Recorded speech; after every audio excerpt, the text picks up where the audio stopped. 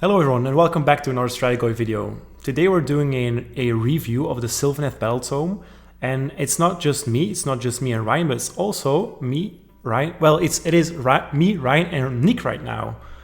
Nick, welcome once again. The last time we heard you on the channel was during the review of the tournament, I believe. Yeah, thanks for having me back. Yeah, and Ryan, you're back this time without your Math Hammer and just with your enthusiasm for Sylvaneth. Yeah, I mean, of course, I might talk a little bit about math, but that's okay. Okay, just a little bit though. Just a little. Yeah. We're all very excited about this Battletome because we all play Sylvaneth. Go figure. Just in one sentence, how do you feel about the book right now? Ryan, let's start off with you. I found the last book super uninspiring, and this one is the exact opposite. So that's one sentence. Okay, great. Nick? I'm in love. Okay, fantastic. Yeah. For me, this tome is like Soulblight, but with trees. Okay. And I'll explain that later. Okay, so in this review, we're going to go over all the allegiance abilities. This is not just an overview though, so we'll also discuss some tactics while we go over these abilities. We'll also discuss command traits and artifacts. We followed that up with 6 of our favorite warscrolls. Then we look at some important changes, and then all three of us made a different army list for you guys that we will go over. And then, as usual, we'll conclude with some final thoughts. All right, so Allegiant abilities. There's quite a few now, and they're all useful compared to the last tome. And there's very little confusion now. I included the Awakened Wildwood in here as well. Even though it's terrain, I felt like this was the best slide to put it on. So yeah, let's look at the first one, Places of Power. Ryan, do you want to take this one? Sure. All right, so Places of Power. After territories are determined, before faction terrain is set up, you can pick up to 3 terrain features on the battlefield that are wholly outside your opponent's territory. Those terrain features are considered by you to be overgrown.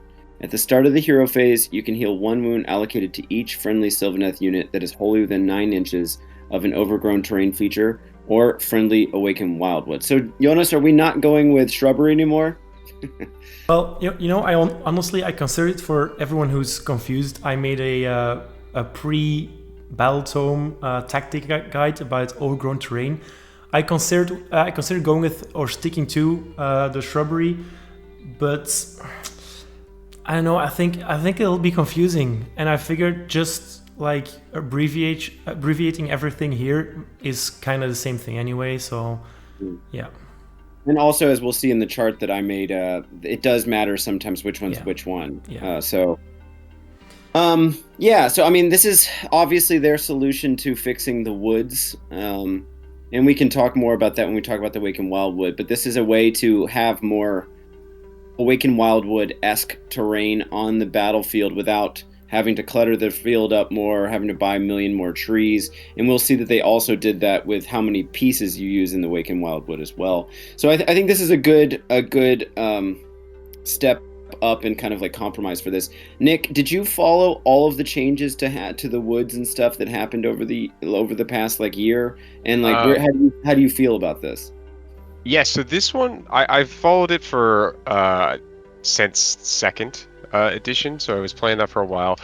This is probably my favorite change, short of the one that they FAQ'd almost immediately, where we were dropping trees everywhere, where we could summon up to 3 pieces, but we could set them up individually. So it was just all over the place. It was nuts. That lasted for about a week, and then they got rid of that. But then this one is really interesting to me, I think also because of the wording here, especially since Sylvaneth is so new and a lot of people are going to be playing them. I'm excited for the moment where both players are picking overgrown, because it doesn't say friendly, it's terrain pieces. So your whole table is going to be teleport options. So if you're picking 3, there's only 2 terrain pieces that won't be overgrown. Yeah, not only that, but the last sentence here, those terrain features are overgrown, are considered to be overgrown by you, or considered by you to be overgrown. It's not only that the opponent, for example, if you're playing the mirror match, has to choose their own overgrown terrain, but also you can't really destroy this overgrown terrain feature because the enemy does not consider it to be overgrown. So let's say you smash the rubble as a monster's rampage action. That doesn't work. That doesn't work on overgrown terrain. Yeah, so Right. just for some clarification though, Nick, were you saying that if your opponents choose them, you get to use them as overgrown too? No, what I mean is like everyone's going to be flying all over the place because everything is going to be overgrown, and the idea is like for them they're going to be teleporting, and then you've got your pieces teleporting, so it's going to be chaos. Yeah, hopefully the book comes with some markers, or I don't know, because we're going to need to, because you can make more things overgrown over time, right? Yeah, so there I know Alariel has the ability that just makes everything overgrown for a turn. Yeah. And I think it's the Lady of Vines I think can also do it. Not everything, but turn things overgrown.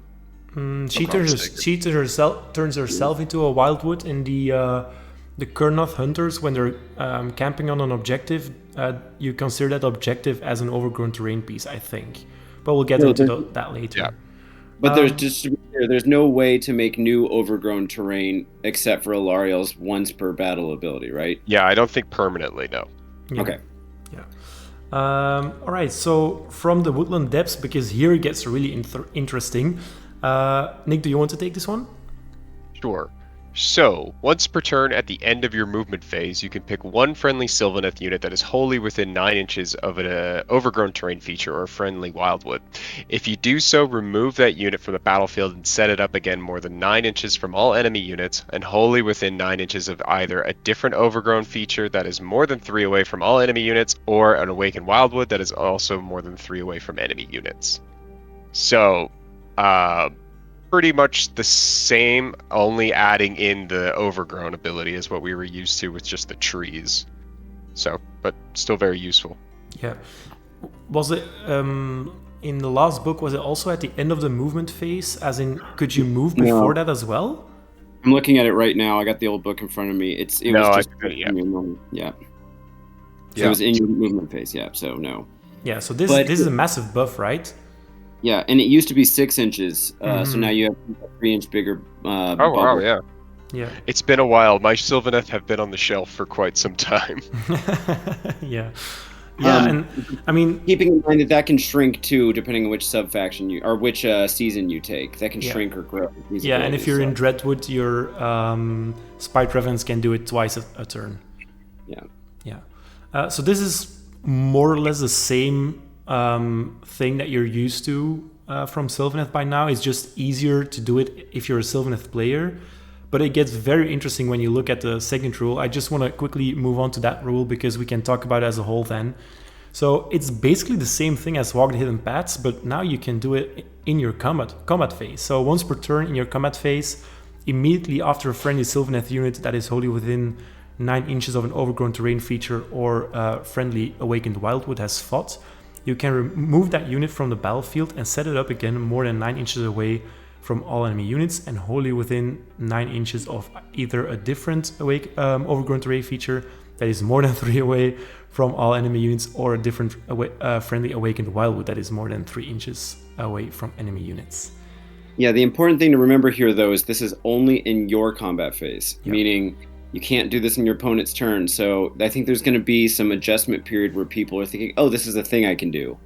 And it's just because it's a combat phase and you get to fight does not mean you get to do this thing. So you got to be smart with it. But if you just think of it as like a movement, an extra movement that you get to do, and knowing that you usually only get to move your guys in your own turn, that'll probably help kind of keep that on track. I mean, it's super good with very glass hammery kind of units, right? Sylvaneth used to have a lot of that. Just imagine running 6 Kurnoth Hunters into a big unit and you teleport them out after they've struck without being open to any form of retaliation. That's massive, right? Yeah, it's funny because that Spite Revenant thing or the Dreadwood thing we were talking about, or no, Winterleaf was the is a hard counter to this. So Sylvaneth versus Sylvaneth, if they're in, I think it was Dreadwood, right? Or Winterleaf, sorry, where you can't retreat. I was looking at that rule and thinking there aren't many rules that this is like a lot of the teleporters in the game can't teleport out of combat, but this is one of them that you can, and it would be really strong against that mirror match. Yeah. If you're playing Winterleaf, though, you have to also take the right season with it to block the teleports, because this is not considered a retreat. Yeah. Nick, anything to add? I mean, I don't want to blow the surprise of why I love this, and it will come in with my list, because then using that and moving a certain someone around all over the board is just going to be phenomenal. Yeah, we're thinking of the same person, I think. Clearly, you're thinking the branch race. Yes. Yeah, clearly. Lost but never forgotten. Yes. Yeah. Oh, poor mouse. So all your wizards also get the Verdant Blessing. Verdant Blessing is a spell that has a casting value of 6 and a range of 18 inches. That's 6 inches shorter than it used to be, I think. If successfully cast, set up and awakens Wildwood terrain feature wholly within range and visible to the caster, and more than 3 inches away from all other models, endless spells, invocations, other terrain features, and objectives, and add it to your army. So yeah. Yep, and notably, this is the whole Awakened Wildwood terrain feature, not just one piece. Is it though? You can, you're right that it's 6 inches less, by the way, too. But I'm looking at the original rules. I can't see in the PDF that I have right here the whole spell here, but I think it just says a Awakened Wildwood terrain feature. It doesn't say anything consisting of one piece. That's usually how they word that, like in other places. So I think that means you get to choose a small, medium, or large. Okay. Well, what I've noticed from all of these rules is that they've gotten way more wordy than before. And I was talking with some people on Discord about that, and how frustrating it is for certain players. But also I feel like Games Workshop's really trying to cover their asses of, like, with how wordy these rules are, it's very difficult to misunderstand them, right? And that's a good thing.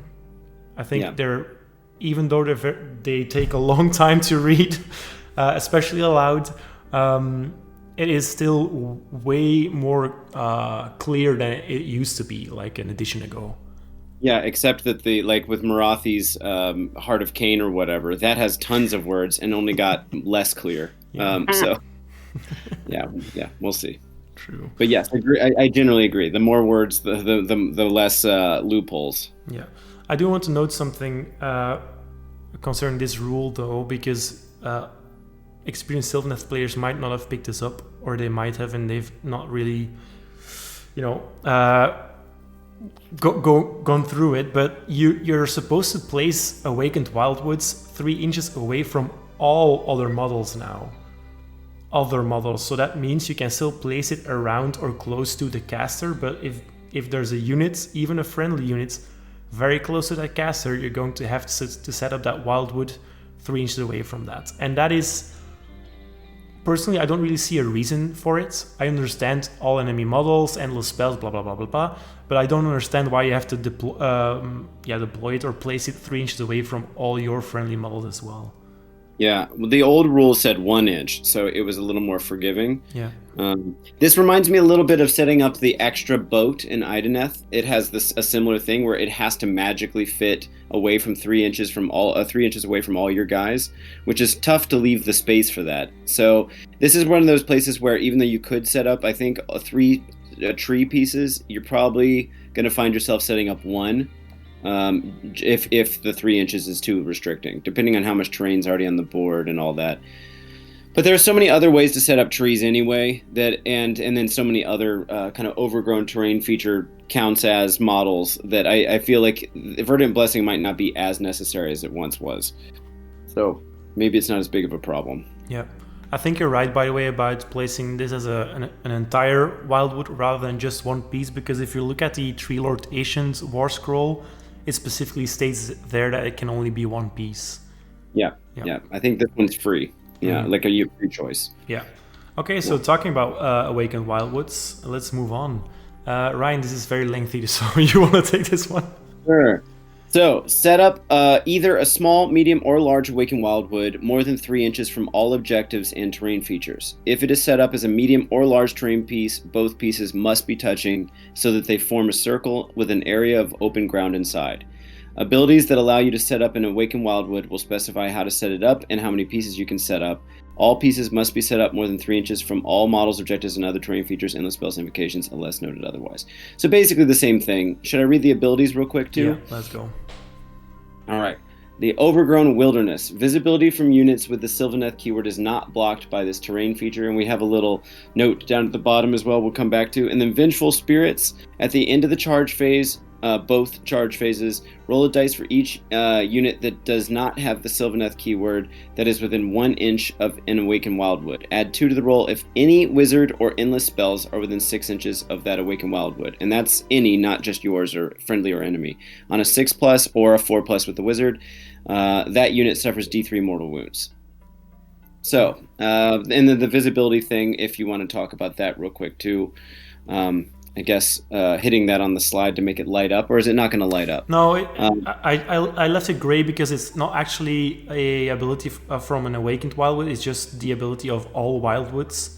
Gotcha. So it's just the normal visibility of 2 models with the 3 inches. So yeah. How is this? What's different about this from what it used to be? I'm thinking, and please correct me if I'm wrong, wasn't the rule originally it could be a wizard within any Wildwood? It didn't have to be that specific one? I don't think so. I don't think anything has changed about the Vengeful Spirits, nor the Overgrown Wilderness. At least not from the latest incarnation, is that the right word? The latest incarnation of the Wildwoods. Sure. I mean, I haven't tracked. That's one thing I didn't do is go back and look at all the changes. I don't even know how to track them all down with the Wildwoods.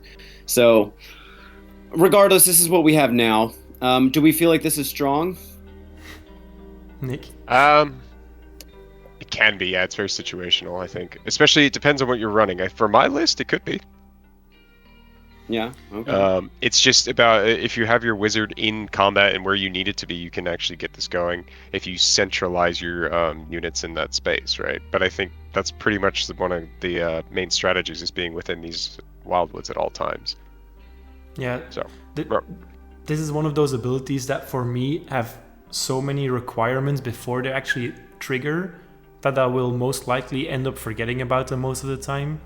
Because it has to be at the end of your charge phase, which is a weird time to apply this. You know, you have to check whether wizards are in range. Then you still have to roll a 6 or a 4 up, and then still roll a D3 mortal wound die. So it takes quite a while before you can actually gain any decent benefit from this. Yeah. What about the visibility, though? I think that's the more important thing here. Like the implication there would be include magic stuff, right? So you can see the Sylvaneth can see through it, right? Yeah. And then also the shooting, which if you take a shooting build, there aren't too many shooting units. There's mostly on heroes in this army, but obviously Gossamids, but they're going to be probably close enough that they're not across a Wildwood, like Wildwood in between. But the Kurnoths with bows are the ones with the long range. I was just going to say, I think when I played Sylvaneth, the last edition, I really felt that Overgrown Wilderness was a really strong rule, especially when you were doing the Warsong builds with the Warsong bomb. Because you could just leave that guy in a wood and nobody could touch them unless they were running sentinels. So really, I think, especially if it's true that the sentinels might lose their ignore line of sight ability, then this will be really strong, I think. Especially as you say, if you're running ranged Kurnoths, for example. Though you have to consider that it only blocks visibility to models that have less than 10 wounds, and a lot of our good stuff has 10 or more wounds. Sure, that too. And it's not, it's 10 or more wounds regardless of whether you're a monster or flying. It's just the wounds count, right? Yeah, exactly. Okay. Yeah, and I think most of the time I use the Wildwoods. In the previous edition, at least, I used the Wildwoods just to block my opponent from reaching a certain spot on the board. But now with the new artifacts and new abilities and command traits that are in this book, I'm looking at this very differently. Yeah. Yeah. Shall we move on? Yeah. Okay, so Ryan, you included this slide, which is very cool of you. Do you want to tell us what you did here? Sure. So actually, this is something I'd really like to share around on the web too, as just like a PDF. But this is basically a breakdown of all of the abilities I could find in the book. I might have missed one or two, but that interact with an Awakened Wildwood or an Overgrown Terrain feature. And I didn't specify here whether it creates it or counts as, or if it's just using it needs to be around. But this helps you keep track of kind of how that's split up. And it's the easy, too long didn't read about this to see is that just because something has one doesn't mean it has the other. And some of these are really, really important. So, for example, let's see, looking at Alariel's Metamorphosis, she creates an Awakened Wildwood, but let's say the Kurnoths, their envoys thing, they're creating an Overgrown Terrain feature. So different things that can become sources of these abilities might not work for everything. Like Lady of Vines counts as an Awakened Wildwood. Sometimes the rules, I think Awakened Wildwood is always the stronger one. You'll always get the benefit of a rule if you need to be within. If it is an Awakened Wildwood, it always counts, but sometimes Overgrown is not enough, I guess is the point that I was going with here. So read your rules carefully is really the point here, but if you need to come back and take a look at these things, this kind of, I think, breaks it down nice and easy as a reference.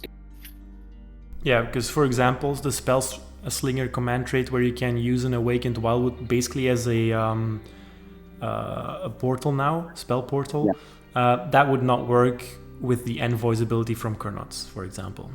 Right, and of course, something else to keep in mind that people have talked about on the YouTube channels already is, let's say you're teleporting, just because someone counts as an Overgrown Terrain feature that you, in theory, could teleport to, there's this weird kind of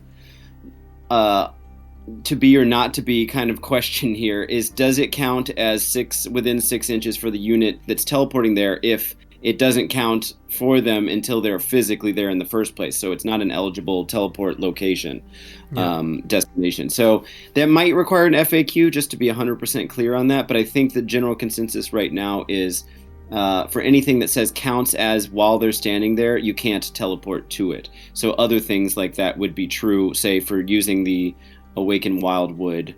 I don't know if the Spell Singer works that way. Yeah, or for example, Lady of Vines, she has a Verdian Crown, which enables everyone within 6 inches to consider her as an Awakened Wildwood. So the consensus right now is you can teleport away through her, but you cannot teleport to her through her. Exactly. Yeah. Exactly. Mm-hmm. Okay, cool. Can we move on? Yeah. All right. So we're moving on to seasons. This is basically just an extra ability on all the things we already have. So for a brief second, I thought that they might use this instead of the groves that we have, but they gave us both. So I feel very Lumineth-y right now. No, I love this. It's kind of like their equivalent of the Stormcast command abilities, in that the holy commands, in that every time you make a list you need to also choose this. It's their unique enhancement, if you will. So I really like this. I think it gives it some flavor. Yeah, it's super cool. Okay, so the Burgeoning. Friendly Sylvaneth units that did not charge in the same turn and are wholly within 9 inches of an Overgrown Terrain feature or friendly Awakened Wildwood have a 6+ ward. So there it is. How are you feeling about this? Finally, wards. An actual ward. Yeah. Coming from death, I don't mind a 6+ ward. I like having it. Honestly, I think the nuance here obviously is the not charging bit, but I think that really comes down to playstyle of, I don't really intend to do a whole lot of charging with like screens or something like that. So then having that ward I think would help. I love this. I think it's great. I think it'll have a lot of good uses. depending on how you're building your list and what your overall strategy is going to be. Mm-hmm. Yeah, I built 6 lists already, and I haven't once used this instead of the others. I'm less of a big fan of 6+ wards, and I don't have a sense yet for how easy it's going to be to keep your units within 9 inches of one of these. I could say wholly within, because you could easily tow out and then lose it. I'm much more a fan of the 5+ that Lady of Vines can throw up, and especially if you're building a castle build around her. That's kind of, I know it's not automatic, but neither is this. But yeah, I just didn't. It's great to have it, but when you have the other things to choose from, I tended to go with the other ones. So Jonas, what do you? If you read this rule first before the other ones, you're like, thank God it's finally happening. Yeah.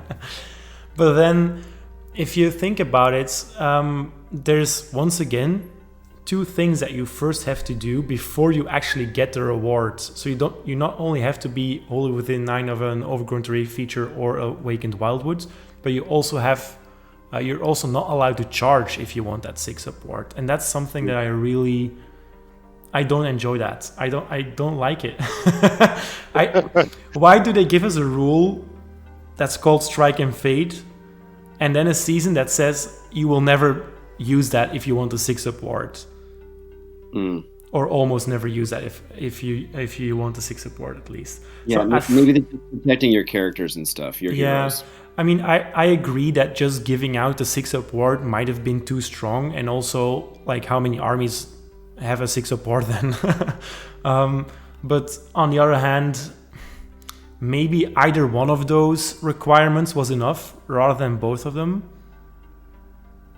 For example, if you do not charge, you get the 6+ ward, or if you're wholly within, and 9 inches probably too big of a circle then, and maybe make it 6 inches, where you're really protected by the trees that are blooming. Yeah. Yeah. I think maybe the spirit of this is also, because this wording is the same as the cover +1 save ruling, in that you can't get cover when you charge. So the idea being that you can't hide, and maybe this is you are amongst the vines. The vines are extra spread around the wildwood or whatever, and if you charge, you're implicitly having to be able to move quickly, and therefore in an area that doesn't have as much coverage. So I think it's just a lore thing, really, at the end of the day. I 100% get that, and then maybe just drop the overgrown terrain and awakened wildwood requirement. I mean, almost all of our units carry with them a piece of a tree anyway, so why would it not be able to grow out of their leg, for example? So yeah, okay. Anyway, anything to add on the birching, or can we move on to the reaping? I'm good. Reaping it is. Nick, do you want to take this one? Sure. Add 3 inches to the range within which you can pick friendly Sylvaneth units with places of power and from the Woodland Depths battle traits. So extending that out from a 9-inch to a 12-inch. And I think one of the things that's going to be hard with this bookkeeping is that it only works with those 2 abilities, which is really 3 abilities: the heal, and then the strike and fade, and then the walk the spirit path, basically. So, but there's so many other things we do with the woods and overgrown terrain features that I feel like it's going to be easy to be like, oh, I have a 12 for everything, which you don't. It's just for those three abilities. Yeah. Yeah, I think out of the 4, this one is the least exciting. Interesting. I took this one in a lot of places because I wanted to. I felt like I was going to be super mobile, and I knew that I could lose that 9-inch bubble pretty easily. So I'm the same. I also took it in a lot of my lists for the same reason, because it just increases that ability of moving around all over the place, and then just giving you a lot more options. Yeah, I'm not saying that it's not that's not good. I think it's very good, but it's not very exciting as a rule. Yeah, I guess what I was thinking is just how good are your other rules if you end up towing out just a little bit out? And it's like with the Leviathan, the turtle, I always take reverberating carapace to make him have 3 extra inches to that bubble, because that does make a difference if you're especially trying to keep outside of a castle-y type build, or where you're stuck with your wildwoods in this case. I don't know. I just felt like this one would end up benefiting more than a 6+ ward does. Yeah, definitely. I feel like they messed up the names of the reaping and Everdusk when you look at the effects. Because reaping, I mean, I'm not a native English speaker, but reaping is like with sides though, right? Yeah.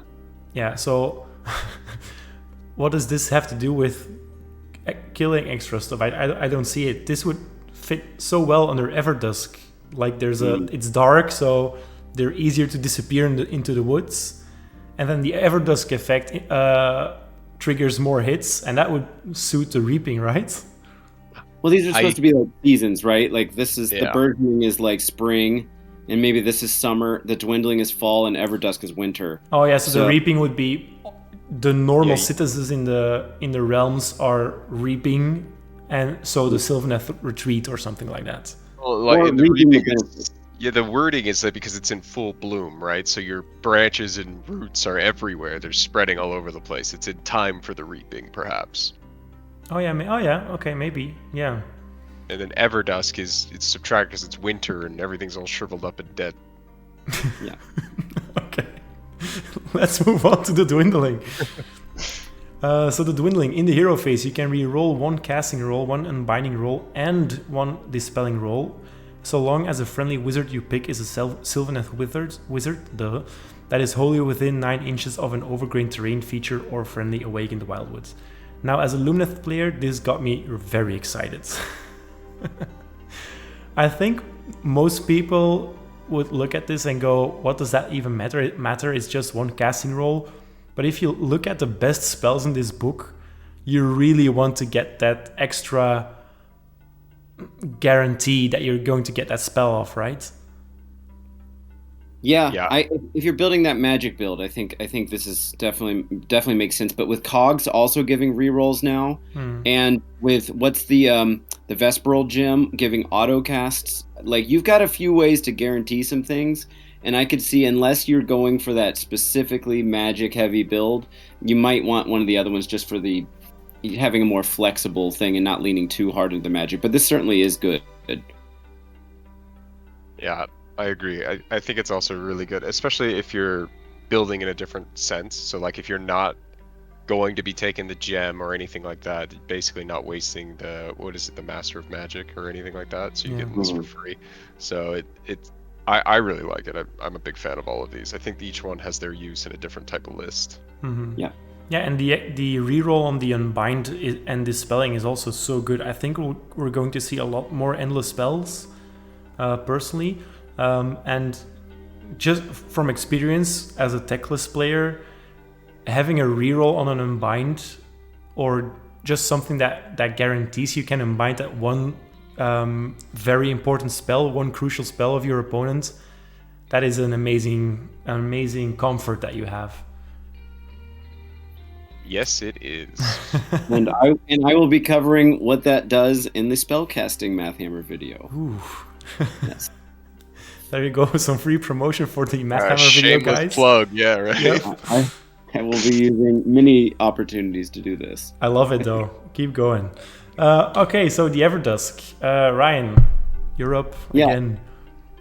So we've got subtract 3 inches from the range within which you can pick friendly Sylvaneth units with the Places of Power and from the Woodland Depths battle trait. So this is the opposite of what the Reaping was doing. We're down to 6 inches now. However, if the unmodified hit roll for an attack made with a melee weapon by a friendly Sylvaneth unit wholly within 6 inches of an overgrown terrain feature or friendly Awakened Wildwood is 6, that attack scores 2 hits on the target instead of 1, make a wound and save roll for each. This is just our normal rules text for exploding hits. So good. Again, I worry here that 6-inch bubble is going to be real easy to get lured out of with your pile-ins. And considering like one of your heaviest hitting units, the Kurnoth Hunters, doesn't qualify as Galician veterans for the bonds of battle, like getting to fight in 2 ranks kind of thing, you're going to really have to pile in to get them in, maybe not with the scythes, but it's going to be real easy to get outside of that 6 inches. So I do worry. This is probably my least favorite one. I think the flavor is cool, but I do worry that keeping that bubble is going to be pretty hard, and then you're just losing your exploding hits. So I don't know. What do you guys think? I agree. This is also my least favorite because it's just the old Winterleaf rule. but worse, because now I have to be within range of something, whereas I used to just get it. So out of spite, I probably would never use this. You mean out of spite, Revenant? Like, oh my gosh. Okay, You know, moving on. these puns are growing on me, you know? Oh, guys, make it stop. I'm withering here. Right. Oh. Maybe we should leave this slide. Okay. Yes. I think that the first time that I read all of these effects, this one drew me in because it's if I think about Kurnoth's Scythe Hunters, I just that is so amazing. But on the other hand, it's only 6 inches, and 6 inches is not a big circle to stay in. So yeah, I don't think this will happen as often as a lot of players would expect it to happen. I mean, to be fair, a 6 inches is the size of a normal objective marker. So in the Wildwood, even if you're just using one piece, or imagine like overgrown terrain feature, you might have picked a giant building. So it could be projecting like having a big pie plate base, quite a large bubble around it. That said, it's still, you're on big bases for the Kurnoths or Tree Lords or whatever you might be on. Alariel's going to have... Actually, keep in mind, Alariel doesn't fit within 6 inches. Because you can't... I remember the pie plate is a tiny bit too big for a deep strike if it's got a 6 inch within the board edge requirement, like in Living City. So Alariel will never benefit from this unless she can put her base partially inside the wood. Yeah, I mean, this works very well with the Lady of Vines because her Awakened Wildwood aura from the Verdian Crown is 6 inches anyway. So if you're running her plus another units and they're always sticking within 6 inches of each other, then this will always be on. That's a good call. Yeah. Okay. Yeah. Or same with the Kurnoths. Yeah. Same with the Kurnoths, right? If they're contesting an objective. Oh yeah, that is true. Yeah, true. They're getting it automatically. Yep. So on top of the seasons, you also get the sub factions, and there's 7 of them, and almost all of them are good, or at least useful. Almost all of them. If I look at these 7, I feel like they could have easily reduced this to 6, were it not that they already had 7, because it's very obvious that they did not feel one certain sub faction here. Do you guys know which one I'm talking about? Yeah, I think I do. Let's look at the basic one, the one that all the warbands are also from, for reasons. Because Oakenbrow, I don't know. When determining which row to use on the damage table of a friendly Oakenbrow Tree Lord Ancient, or Spirit of Durthu, it is treated as having suffered half of the number of wounds that are actually allocated to it, rounding up. Tree Lords also count as battle line. So it has finally happened, guys. You can take Tree Lords as battle line now. I'm actually super excited. I actually made an all trees list, plus Skaith's Wild Hunt, because I had some points left over. And I obviously we're not in that meta right now, but I think this would have been super fun to play within the last meta. Fun fact about adding things as battle line, I had gone through before they wrote this Battletome, and just in thinking about all of the armies that were getting cool conditional battle lines, which of the sub-factions for Sylvaneth, each one of the different units would come in as battle line, and I think I got all of them, which is pretty cool. Although I guess I didn't see Spite Revenants dropping off from regular battle line to conditional battle line, but I like this a lot, and obviously this ability is different. It's what Oakenbrow used to give you, like +2 extra wounds or something, or -2 extra wounds on your wounds, your bracket, right, Nick? Something like that. Yeah, I have it right in front of me. Yeah, it's subtract 2 from the number of wounds. Yeah. So this is way better, especially considering their brackets got better too. Their brackets are much more generous now. They're on the kind of updated modern four bracket wounds bracket kind of deal, where the first one kicks in at 7 wounds? Is that right? 7 wounds is when basically your guys have to be on 1 wound before they feel bracketed. Yeah, which is great. Yeah, it's very strong. And the tree lords aren't bad, like especially when you can teleport out of combat now. The way, if you want to do that, I wish the tree lord ancient had gotten 2 casts, so then you'd have a stronger wizard in that build. But the Darthus are great; they're much more consistent now. All of them are much more consistent with the massive impaling talons, especially. So this is great. This is fun. If you want to play that list, now you can. Yeah, all these tree lords variants are really good for very different reasons, and that's what I really like about it. So even the basic tree lord, his ability to block pylons, for example, the tree lord Asian you'll probably want because you can summon a wildwood piece anywhere on the board, not just within 24 inches or whatever it was in the last edition. And Spirit of Durthu, as you say, has gotten way more dependable. Yeah. And the Tree Lord Ancients, that summoning Wildwood, I think, stacks now. For every Tree Lord Ancient, you get a piece of terrain. Oh, yeah. It used to be only for any number of these guys, you get one. Yeah, that's fair. Okay. So, yeah. We have an overview of all the sub-factions after these, so we can still go back to certain sub-factions if you guys want. But we'll move on to the Gnarl route next. So Gnarl Root, once per turn, when you make a casting roll or a binding roll for a friendly Gnarl Root wizard that is wholly within 9 inches of any overgrown terrain features or friendly awakened wildwoods, you can roll 3d6 instead of 2d6. If you do so, remove 1 dice of your choice from the roll, and then use the remaining dice to determine that casting roll or unbinding roll. So basically they took away the rerolls once to hit within 9 or 12 inches of friendly Sylvaneth wizards, and they made the Gnarl Root ability the ability from the artifact that you were obliged to pick when you chose Gnarl Root. Yeah. What do you guys think? Nick, what do you think? Yeah, I mean, I think it has a question for you guys. Does this interact with the dwindling season? Yes. Yeah. So you're gonna re-roll your 3d6 as well. Mm-hmm. Yeah. So I think that's super clutch. Like how we were saying before, like when you really need to get that one unbind or that cast off, then this is where it's coming in, and you can even re-roll it. So your odds are, Math Hammer Man, tell me, is quite good. It does Never help. tell me the odds. I actually did this somewhere, and I don't have it with me because I'm in the States right now. But I have computed this.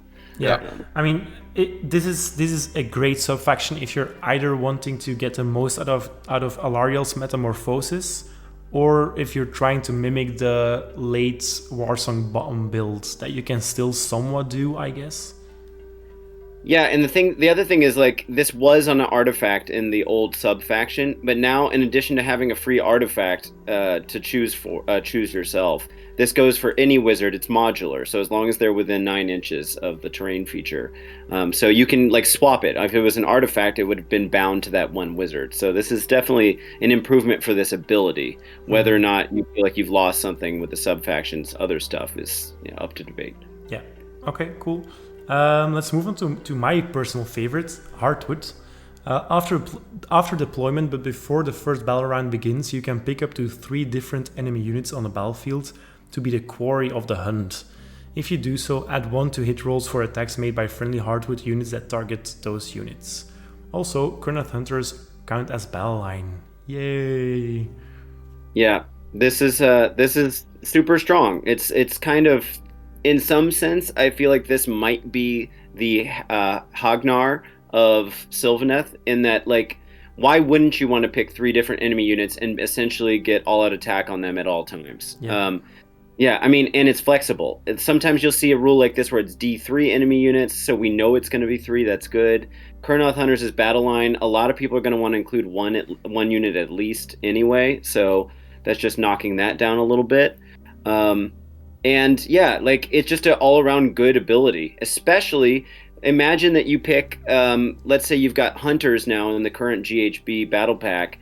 You take bounty hunters for some of your units, and then you want to pick for, say, non-Galician veterans. You choose 3 non-Galician veterans to have this on, so that basically against every type of unit in their army, you're getting some kind of buff. right? If they're Galician veterans and you've got bounty hunters, they're getting +1 damage. And if they're not, and you choose them as one of these 3, then you're getting +1 to hit. So it means that you're just good against their whole army, regardless of what they brought. So I feel like this plays really well with so many different builds and is kind of a default. Exactly. Yeah. I almost expected them to say, if you do so, add 1 to hit rolls for attacks made by friendly Kurnoth Hunters that target those units. That would have made more sense. I mean, I like it as it is now because Alariel is always hitting those quarries on 2s now, which is fantastic. So you still have a command point left to use on her for all out defense if somebody hits her back. So, wow, such a good subfaction. Yeah. Nick, anything to add? No, I would just be redundant at that point. It's an amazing subfaction. I'm a big fan. Yeah. Okay. So yeah, this one.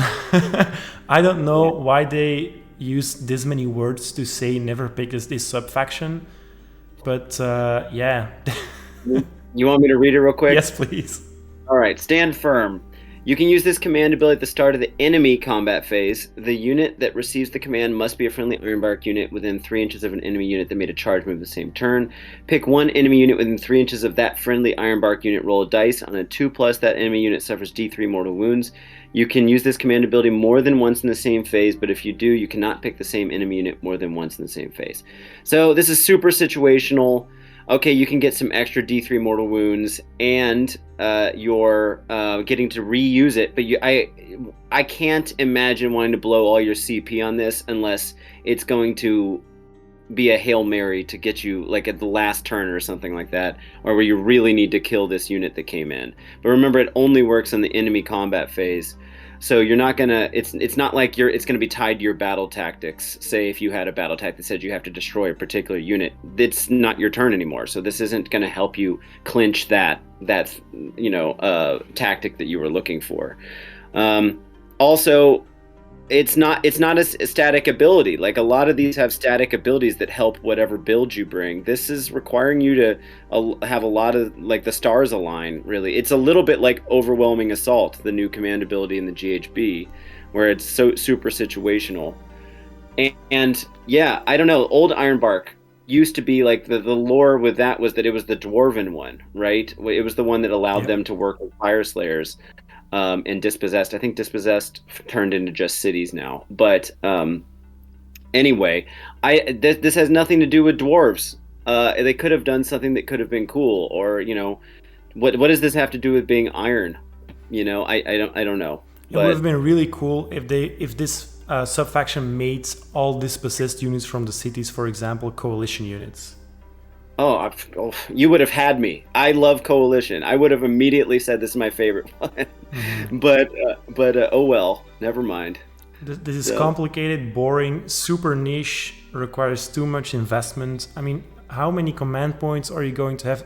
Are you having lying around there just to waste on this ability? Because you can still roll a 1 also, by the way. Yeah. It just doesn't seem worth the risk at this at all, especially when you look at the other ones of what are you giving up to have this? Exactly. It's just Sometimes I don't really understand how they reach this point in their writing process. So most of these sub-factions they really nailed, and then somewhere along those lines, someone thought this was good, or good enough to put in a book at least. Okay, so question: if that wasn't a sub-faction but was a season, would you like it more? No, I still wouldn't take it over the other seasons. Yeah, same. Yeah. What I don't like is a requirement of command points. So even it being a command ability in the combat phase, I believe. Yep. So you have to choose this over all-out defense, guys. Yeah, that's silly. Unless you think that D3 mortal wounds is going to kill the guy. On a 2+. On a 2+, because we don't want to make it too reliable. Yeah. All right, let's move on. We don't like this one. Yeah. Yeah. Winterleaf. Nick, do you want to take this one? Yes. Enemy units within 3 inches of a friendly Winterleaf unit cannot retreat. In addition, if you pick Everdesk from the Seasons of War battle trait for this army, enemy units within 3 inches of a friendly Winterleaf unit cannot be removed from the battlefield through effects that would allow them to be set up again later in battle. So, they become Kronspine. You ain't leaving, essentially. Yeah, what do you think about it? I think it has some good use. I think it's... I don't know if it's my playstyle per se that I would ever actually choose this one, but I do see how this could be really helpful. Ryan, I think you were talking about it before, is there's not too many things that allow you to leave out of combat, like teleport out of combat like Sylvaneth can, but this effectively shuts that down in general. Yeah, this not retreat ability is amazing on pink horrors.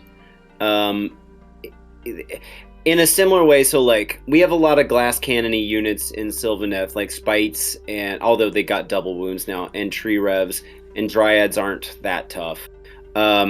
So I'm thinking about like how much does that help? Unless you've got some giant block of these guys that can stick around for a while, you're not really like tar pitting them up. Yes, with Kurnoths, but like at the same time, I don't know how many Kurnoths are going to end up being your tar pit units for in your play style. I feel like you're going to want them to move around and go kill some stuff. So I don't know. I feel like this doesn't necessarily interact with the right kind of unit in the army is what I'm getting at. Can you guys think of a good counter example that I'm not thinking of? Something that's maybe a hero or something in the army that would be better to hold someone in combat with for multiple turns?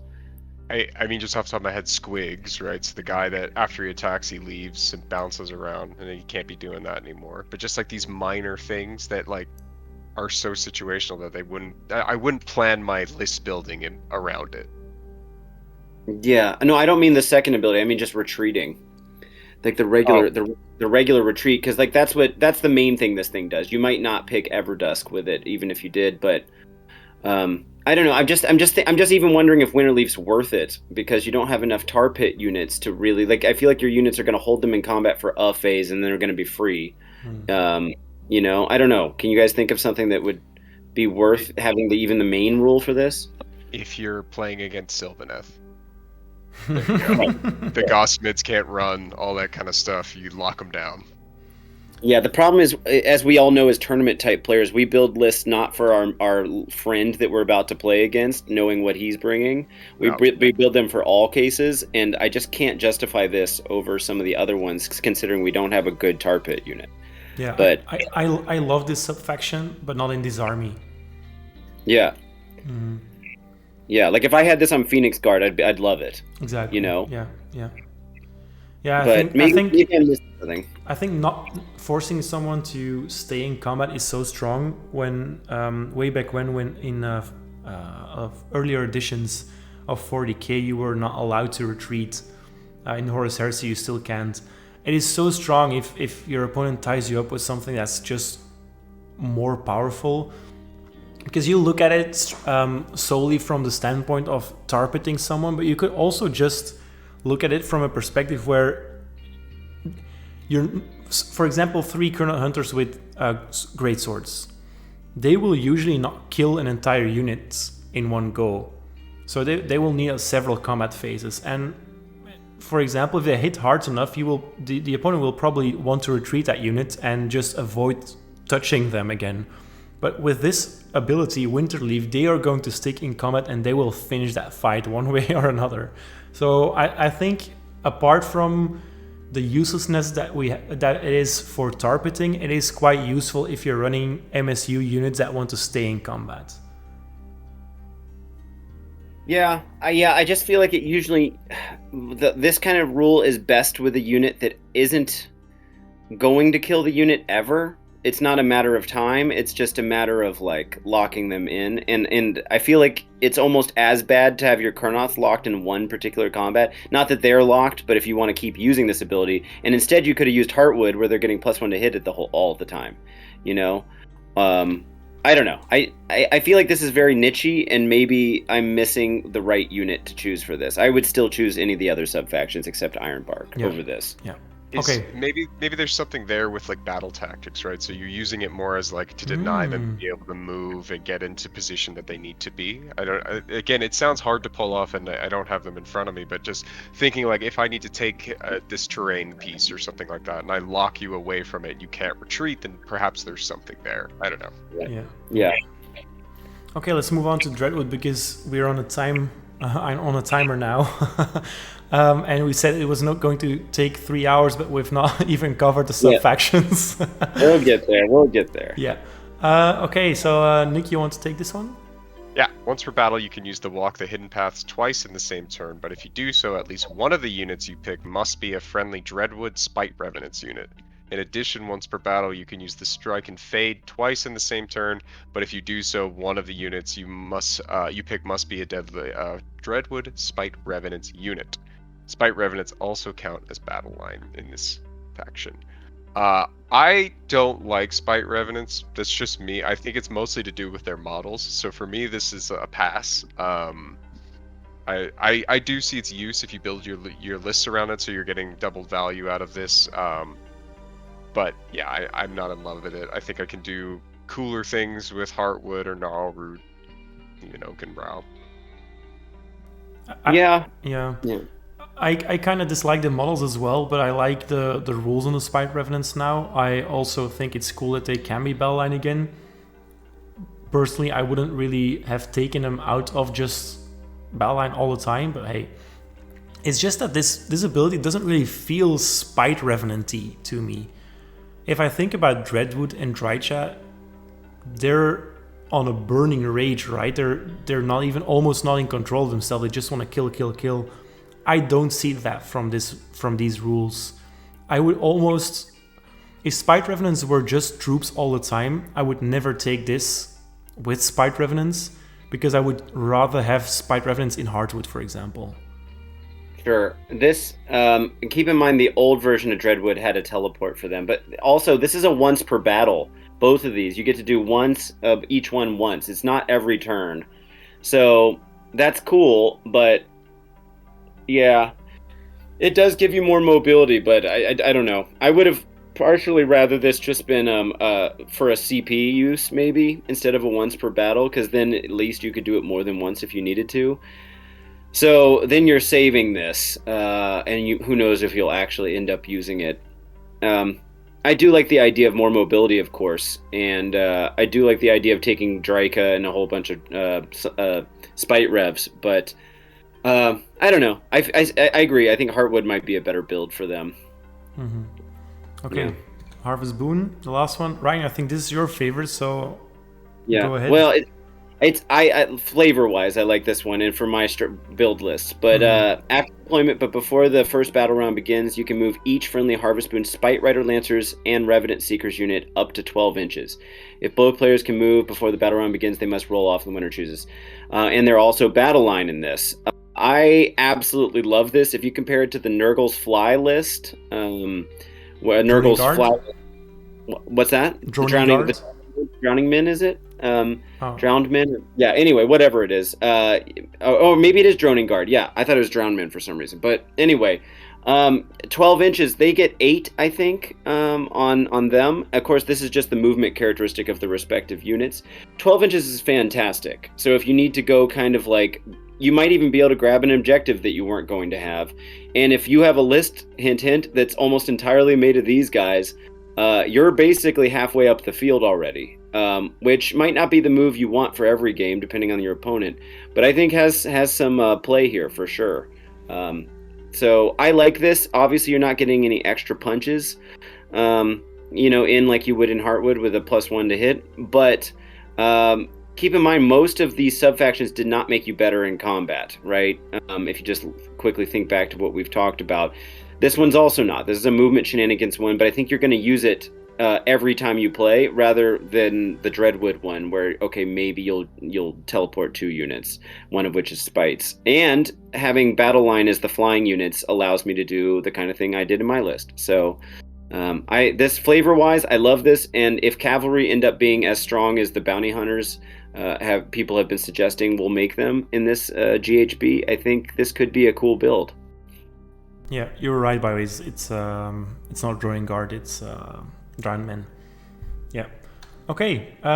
So when we look at the overview here, if you had to make a top 3, what would it look like, Nick? It would definitely be for me Gnarlroot, Heartwood, and depending on my mood, it's either going to be Harvest Moon or Oakenbrow. I like the idea of all the flyers, but I think truly I'd probably go with Oakenbrow because I like monsters. The last meta was my favorite. Big old trees. Ryan? Yeah, same thing. Which order? Like I said, I think Heartwood's a better, just kind of assumed basic kind of thing. But honestly, those are my top 4. Gnarlroot I can see if I'm going with a magic build. Otherwise, I really like leaning into conditional battle line for Oakenbrow or Harvest Moon. I could go either way. Same for me. I think just to be original, I would probably drop the Oakenbrow and take Winterleaf instead, because I still think there might be some tech play with the no retreat and the no teleport in Everdusk, especially since one of my one of the people I play a lot teleports with the Lord Relictor very often. Not having those teleports with Everdusk would be amazing. But I don't think I would ever take the sub-faction of Winterleaf without Everdusk though. Okay, yeah. I just don't know how many times that rule's going to come into play, but yeah. Yeah, teleports are becoming a bit more prevalent these days, though. If you look at the more recent Battletomes, almost all Battletomes have at least one teleport, but a lot right? of them don't have a teleport out of combat. Like, that's not an auto on a teleport unit, is that you can teleport out of combat. So it depends, but yeah. Also, I think the challenge of being already within 3 inches of them to shut down any teleports. That's what I mean, because they're in combat. Yeah, right? yeah, fair. So That's fair. Yeah, true. Yeah. Okay. So enhancements. So if you've watched the Dodge of Gain review that we did, we don't go over all of the command traits and artifacts. We do go over all of the spells, though. I made it. I wouldn't say a top 4, but I selected the 4 that I see or that I imagine coming up in most lists and exclude 2 because we just want to shave off some time here and there. So for the command traits, first of all, I chose Gnarled Warrior, Warsinger, Spellsinger, and Radiant Spirits. Spirit, I think most of the time you will only see the top 3 anyway, because Gnarled Warrior, Warsinger, and especially Spellsinger are just so good. Okay, so Gnarled Warrior, ignore positive and negative modifiers to save rolls for attacks that target this general. This you will obviously take on any Tree Lord variant. I think it's so good on Durthu, for example. Or as someone suggested on Facebook, you could run this on a Tree Lord Ancient, summon a Wildwood, teleport him through it, charge in, and just tie something up with a unmodifiable 3-up save, which is also a cool thing. What do you guys think? Yeah, I mean, I like it as well. I don't know that I would pick this one over the other ones. But we'll get to those later. Yeah, that's fair. The next well, one. Yeah, I don't like. I'm always hesitant with something that doesn't let you boost their save. So obviously, you're giving him functionally a 3+ ward, and then if you gave him a ward after that, that's amazing. But I don't know. The fact that you can't get it up there to a 2, because it depends on what the meta is. If we go into a meta now with like low rend because of all these infantry units, it's not going to make a difference. It would have been better to have all-out defense in a 2+. So it really depends, I think. But I get why people like it. Yeah. If it was an artifact, I'd be much more inclined to take it. Yeah. Because then I could take more artifacts. Okay, so Warsinger then. If this general is on the battlefield at the start of your movement phase, add 3 inches to the move characteristic of friendly Sylvaneth units that start a move wholly within 12 inches of this general until the end of the phase. I think this one is really good. Really good. This is my favorite one. Yeah. Yeah. Sure. For an army that has... Yeah, go ahead. Yeah. Sorry, it's not my favorite, but it's close. Spell Singer, the other singer, is probably my favorite. But keep going. Yeah, for an army that has a lot of slow trees in the Tree Lord Ancients and especially the Kurnoths, this is a godsend. Yep. That's where my thought is at. Picturing more Kurnoth heavy, this is just, and if you just keep the general with them the whole time, it's going to be, oh my god, the best. Yeah. Or if you're taking the flying build, put this on an Arch Revenant who already flies. Yeah. Then all of your Gossamids and Bug Riders are now moving 15. Every one of your armies moving 15, which is fantastic. So. And you've already moved 12, right? Yeah, exactly. Yeah. I think you would probably take this one in almost every build if the third command trait didn't exist. So Spellsinger, when this general attempts to cast a spell before making the casting roll, you can pick one friendly Awakened Wildwood.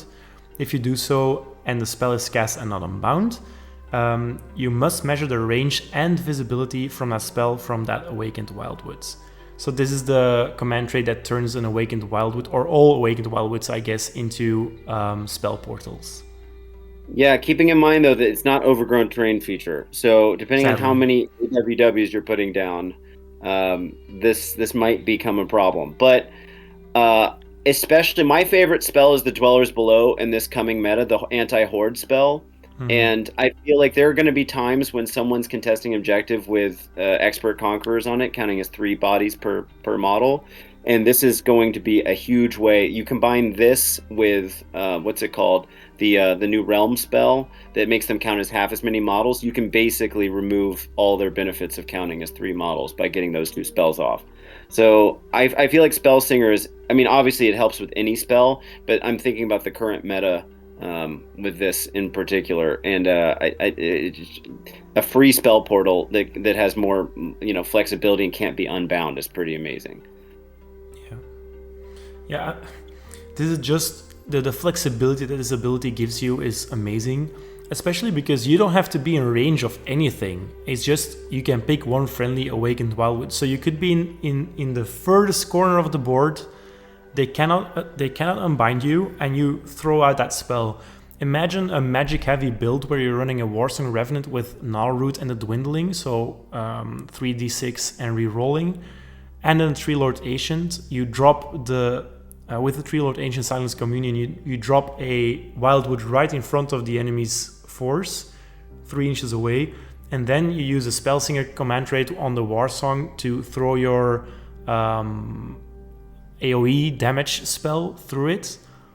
That is so strong, and they will be within range of that Wildwood for a while if you position that well. So that seems very strong to me. Right, and keep in mind it works for both of your spells. Unfortunately, with cogs changing, we no longer have a way to give a caster an extra spell, so that'll be at most 2 with either. Well, no, the Warsong, only the Warsong. So. But that's still good. Yeah, you're getting basically a portal for 2, which is the real portal only gives you a portal for 1 spell per turn, right? Yeah, you could also give someone the Arcane Tome, and then this. This I forgot about that. Yeah. Yeah. Good call. You would probably not do that because there is also something called the Vespral Gem, which also synergizes very well with Spellsinger. So yeah, amazing. Nick, anything you want to add? No, I mean, my brain is just going nuts right now with all the possibilities that you guys are mentioning, because I didn't pay too much attention to this, so now that I'm rereading it, I'm like, oh my god, yeah. Yeah. Especially like how you said, Ryan, with the meta changing and planting one, and then you said with the Ancient planting a tree right in front, you have a lot of flexibility. I'm also kind of looking at it as like a defensive. Like if you think about regrowth being way out of range, you can change that up a bit too. Virtuous Harmony as well. Yeah, and some Sylvan spells have a pretty short range, so this would solve all of your problems. And, we both built our lists separately, or the 3 of us at least, but I noticed that Ryan and I have the exact same spell setup. And the same spell combination, so I find that pretty funny, actually. Okay, so the last one, Radiant Spirits. It's only for wizards. Each time a friendly Sylvaneth unit wholly within 12 inches is affected by a spell or endless spell, you can roll a dice on a 4+, ignore the effects of that spell on that unit. that is also so good. If there weren't already so many better abilities, this would be amazing. Yeah, it depends on how much of a magic meta we're in, but like obviously this is fantastic. If you'll indulge me for a sec, I've got the old book here, and I just want to tell you how each one of these got so much better, real quick. The gnarled warrior used to be reroll save rolls of 1 for attacks. Now it's ignore all modifiers, way better. War Singer used to be add 2 to charge rolls for friendly Sylvaneth units within 12. I think adding 3 to movement is way better. Let's see. Spell Singer used to be add 6 inches to the range of each spell the general casts. So way better than and a tiny bit better. Yeah, Radiant Spirit used to be just a 4-up spell ignore for that model, not for a 12-inch bubble. So all of these got way better. Yeah.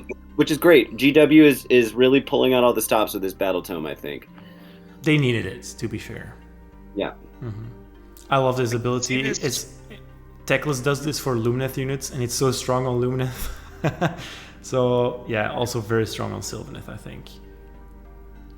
Especially with the way that we're headed for endless spells, too. So I've seen the Jaws pop up a lot in battle reports, so with a 4-up ignore there.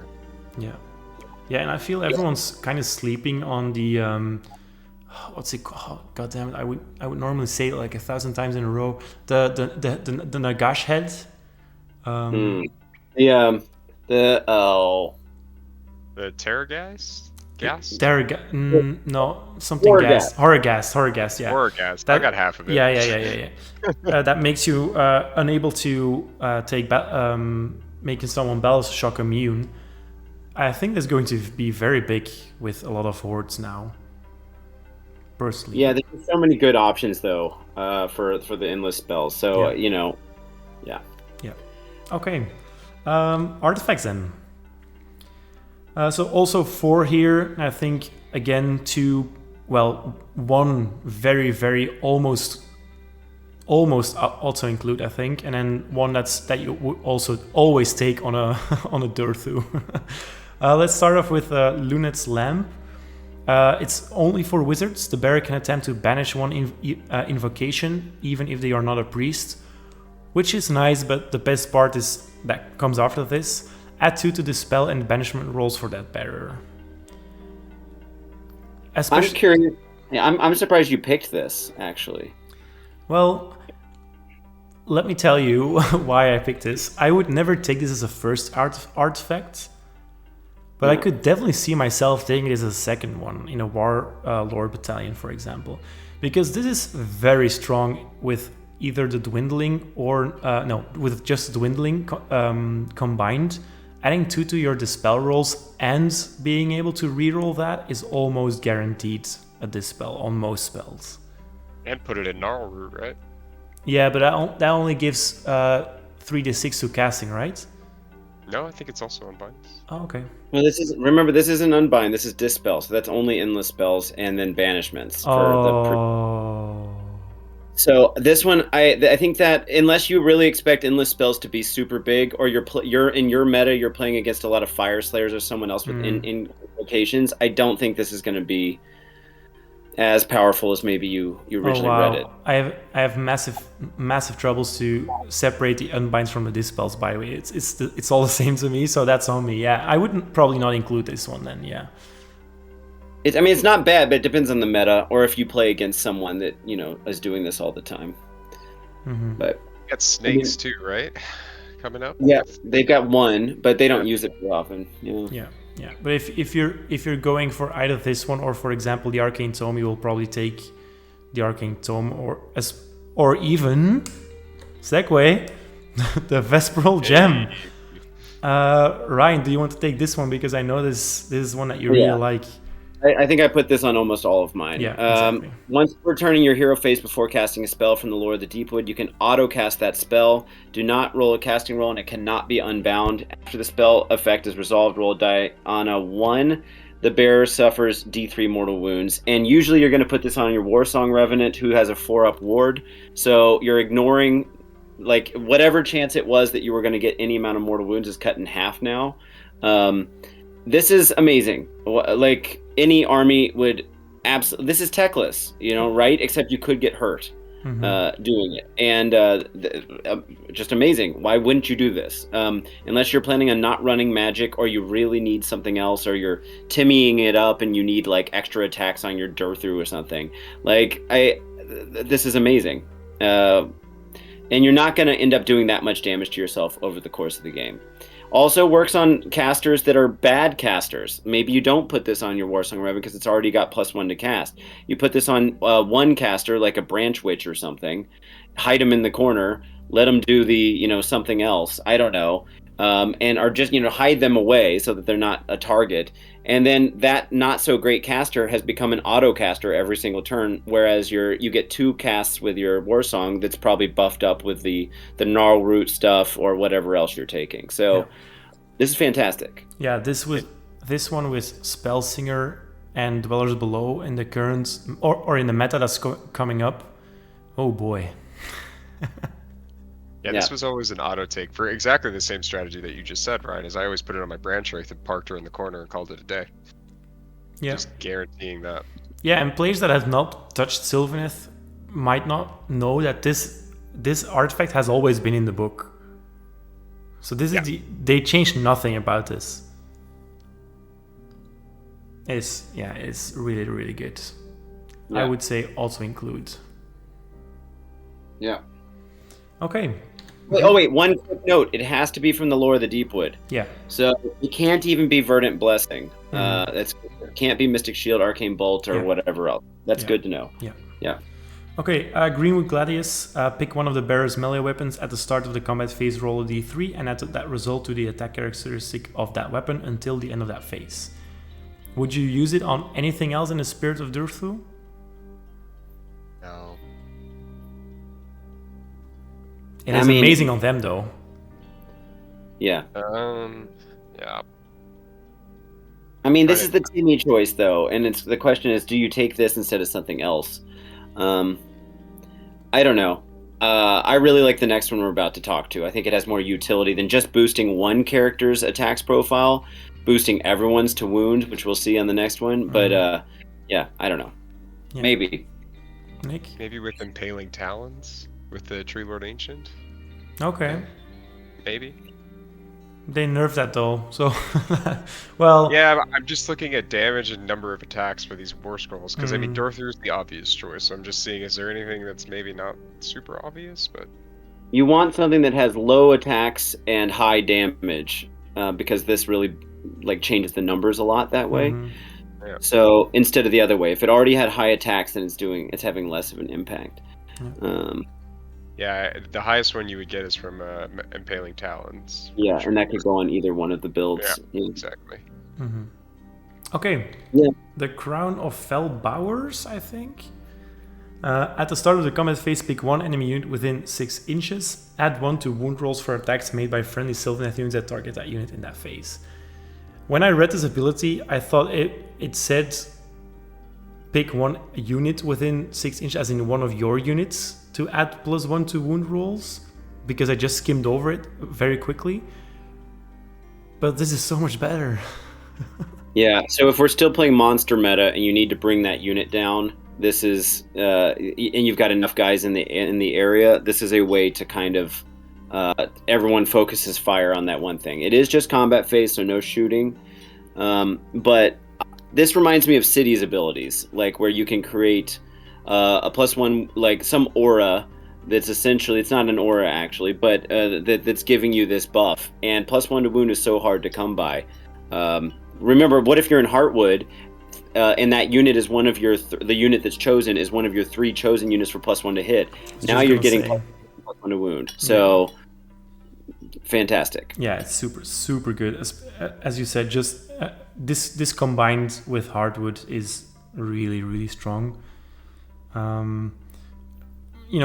Just any Kurnoths, any Kurnoth Hunters with great swords, for example, always hit on 2s and always wound on 2s. Why not? Why not? Same with the sights. Imagine having a Arch Revenant with this ability, adding +1 to wound to the Sight Hunters, so they all have 4 attacks, hitting on 2s from Hardwood, wounding on 2s from Crown of Bellbowers or from his command ability if you want to. -3 rend, and then 3 damage because you put them in Bounty Hunters, obviously. Well, the art already gives the Kurnoth +1 to wound if they're in the bubble. Oh, is it the other way around? The attack is from the command ability? Yeah, the attacks from the command ability. So yeah, you would probably not put that on that guy then. Yeah. Or then, yeah, your Kurnoths are getting it on a different target, and then you can have whoever else. I mean, it's still cool, but yeah. Yeah. Okay. Spells. They are almost great, as in all of them are almost great. I think my least favorite one is the one that's on top right now. So the Throne of Vines, How the Mighty Have Fallen. Casting value of 9. And it's only casting yourself at the end of each phase until the start of your next hero phase. You can heal 1 wound allocated to the caster. Yeah, but think about what this means. I mean, like, yeah, it's hard to cast unless you got some bonuses, but if you really need to heal, like, Alariel up after she's, like, almost died, or she's come back with 8 wounds or whatever, then you're getting, this is cast in the hero phase, and then you're getting your movement phase, your shooting phase, heals, combat, and then if you get double turn, she's all the way up. So, I mean, it's a really cool spell. It just is hard to compete with the other ones. But the thing is, you don't have to choose it for Alariel. And that's who's really going to be thinking about using this. You don't have to make it her spell. If you've got 3 spells on her and you've got a spell left and you really need to get her healed up, this could be a fast way to do it. And you could stack it with the next one, Regrowth. So, It's a cool spell. 9 is really tough, and it's totally different than what it used to be with +2 to cast. So, yeah, very interesting that they went this route. Nick? I missed the old one. I like the +2 to cast. I thought it was neat, and then also stacking on itself. We know the Warsong Bomb, but it's just this one was such a high casting value too of 9. Like, I get what you're saying. Like, potentially you're gonna get a heal each time, and if it's in your turn, whatever. But let's say that it is not. It's in your enemy's turn. They're gonna try and pop her off again. Like if she had just died and they have shooting. This isn't. I wouldn't pick this one over Regrowth and try and get D6. Exactly. Like I need that immediate buffer. What do you mean if it's the enemy's turn? You have to cast the turn. No. But so what I mean is like, so you cast it, right? And let's say you're at 8, you're gonna get 4 more after that, right? So it puts you. So, would you get it? It's at the end. At the end of each phase. Okay, yeah. So you're getting 5 more. It puts you at 13. I guess it's decent, yeah. But if they're gonna focus down Alariel at that point, and then they just put all their shots into her, you're still in a kind of spot, and it's ticking over time. Yeah. I don't know. It's maybe I'm crazy, and it balances out. With D6 just on the probability of getting the same amount, because I think that's rolling a 5 is what I would need, and I don't know. Yeah, but you remember they've got their hero phase and their shooting phase and all that stuff. So by the time they actually can start throwing stuff, she's healing even in their turn too. Right, but yeah. I think what I would probably be more inclined to do, whether this is the right move or not, is throw a Regrowth and try and get defensive in terms of like throwing some damage at them to reduce it. I don't know that I would chance a 9. Yeah, that's just a very tall order. 100%. The 9 is the hard part, but it does, like, if you get it off, it does a lot more. So the question is, can you get it off? Yeah, because you mentioned Alariel, and just let me move on to Regrowth here. She only has 3 spells, so do you really want to risk wasting one of her spell casts on a 9, which is very unlikely that you're going to get that? For a more consistent heal, I'll give you that. But this one, on a 5-up, you get D6 wounds back. And remember, you also heal 1 at the start of your phase from the Place of Power, right? Yeah, and I think also if we're talking Alariel, and this is the hero phase, she's already healing 2d6, so it's like maybe it's a moot point on her, but yeah, might be. I'm just saying, like, what are the buffs that she can get? She can only get reroll casts. Is that all that she can get? She can't get a +1, right? No. So let's see. Rerolling a 9 gives us. That puts us at just under 50% chance, even with the rerolling. So in normal route, she'd roll 3d6 if she wanted to, but even in that case, I mean, as Nick says, you're probably not going to need to cast this on a Lariel. Probably. Right. Yeah. And then at that point, I guess you could get pluses to cast then if we're talking like a war song or something, and that maybe changes this discussion a little bit. Yeah. Wait. Yeah, remember, and so Life Bloom, just real quick, or when she comes back from dying, that's the end of your hero phase. So it's after all magic's done. Mm-hmm. So it's kind of a moot point entirely, unless you get the double turn yourself. I would probably try this if I had nothing else to cast, and then even in that case, I would still wonder, is it worth using Throne of Vines over, for example, Mystic Shields? And then the answer is definitely no. But if I had already cast Mystic Shield, and if there was nothing else I really needed to cast, this is like a nice thing to have running on yourself, just in case that you're going to get damaged, right? Yeah. Yeah, I think you guys have changed my mind. I mean, I didn't think it was the strong one, but it's just a fun one. I like the flavor of it. I just think... I do too. It's just, I don't understand the casting value of 9. It makes no sense, especially compared to Regrowth, for example. Yeah. Okay, so Regrowth... With a Vespral Gem, you could get it off automatically, but the kind of character that can take it doesn't need to heal that many wounds. Mm-hmm. Right. Yeah. Maybe the Tree Lord Ancient, but... I mean, you could take an Arcane Tome on a Spirit of Durthu and then give him Throne of Vines to keep him alive longer, but is that even worth it at that point? Yeah. So, Regrowth very quickly, because we already talked about it. Casting value of 5, range 18 inches. Pick one friendly Sylvaneth unit wholly within range and visible to the caster. You can heal up to d6 wounds allocated to that unit. I like this on small-ish monsters, like Drycha, for example. I think this is a cool spell. What do you guys think? If there's anything left to add, at least. Yeah, it's just kind of like how I said before. I use this when I'm in a pinch. Like I really need this to live because I don't know. I have very bad luck with dice, so it's always a 1 or a 2. So I would definitely not agree with that statement.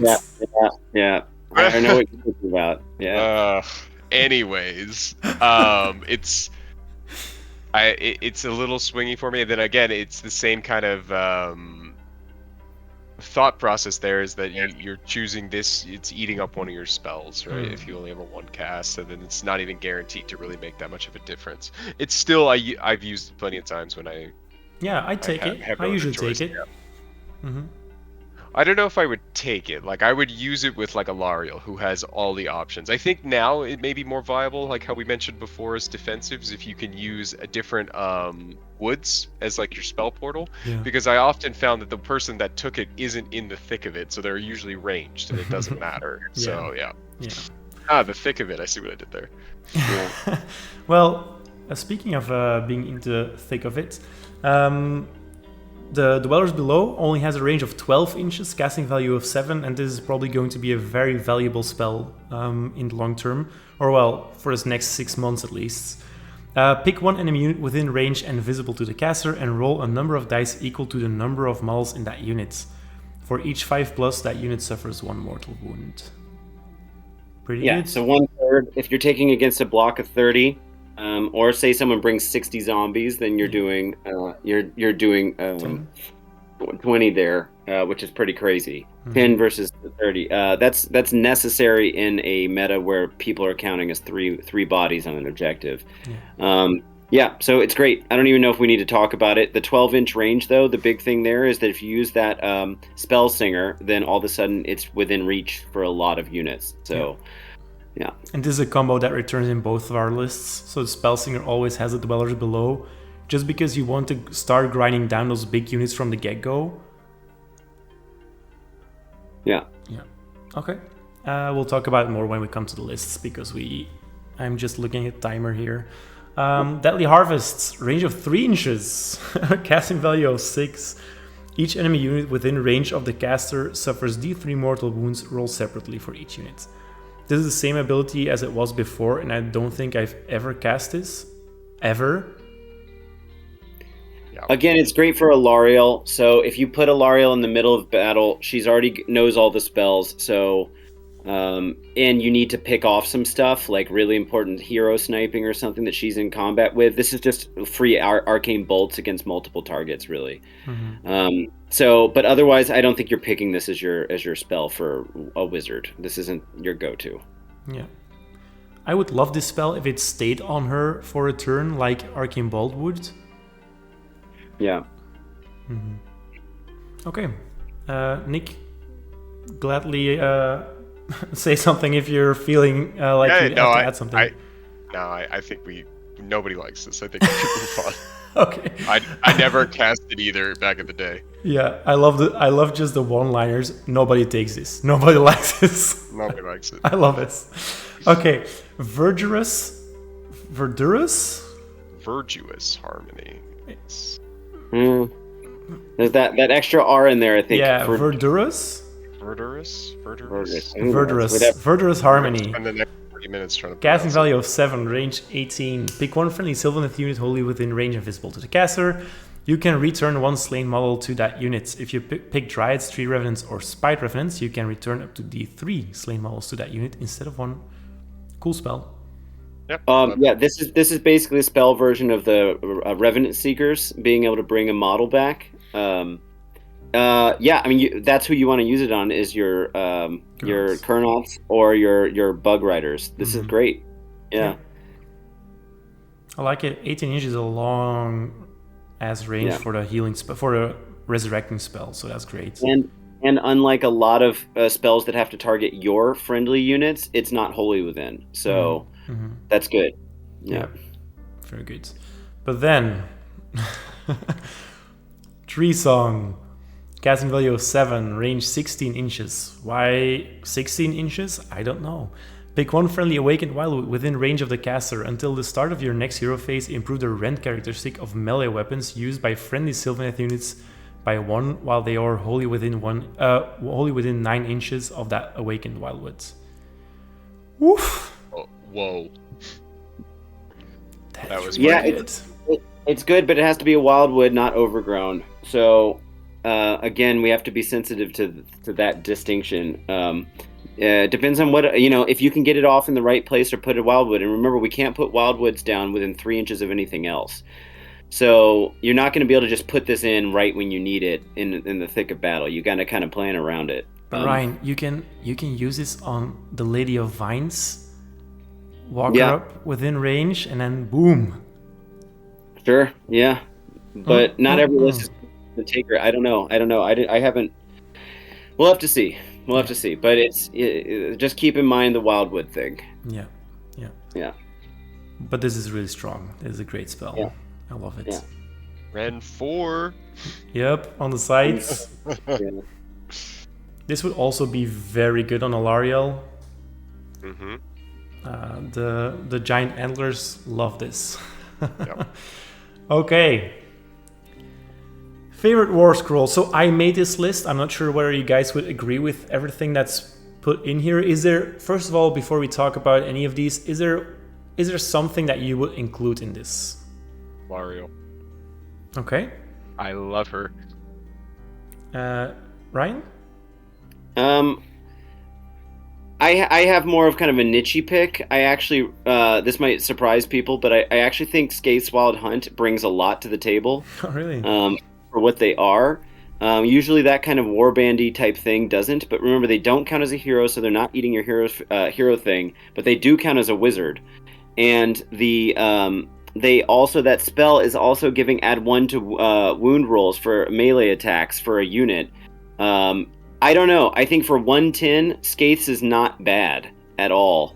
If you've got some extra room. Again, it's kind of a niche-y thing, but seeing as the branch witch went up to 130 now, this is the cheapest way to get a wizard, and they don't eat one of your hero slots, plus the spell is good.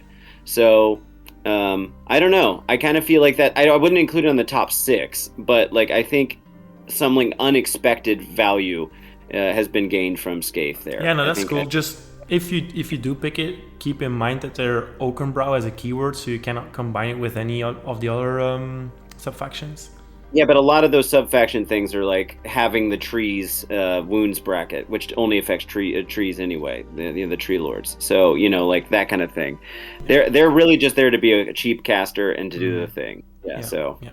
I really wanted to include tree revenants here because I think with the current, not the current, but the GHB that's coming up on the day that this is released, so it would be current when this is released. I think the tree revenants are going to be very good with the battle tactics, but I'll save that for the GHB video.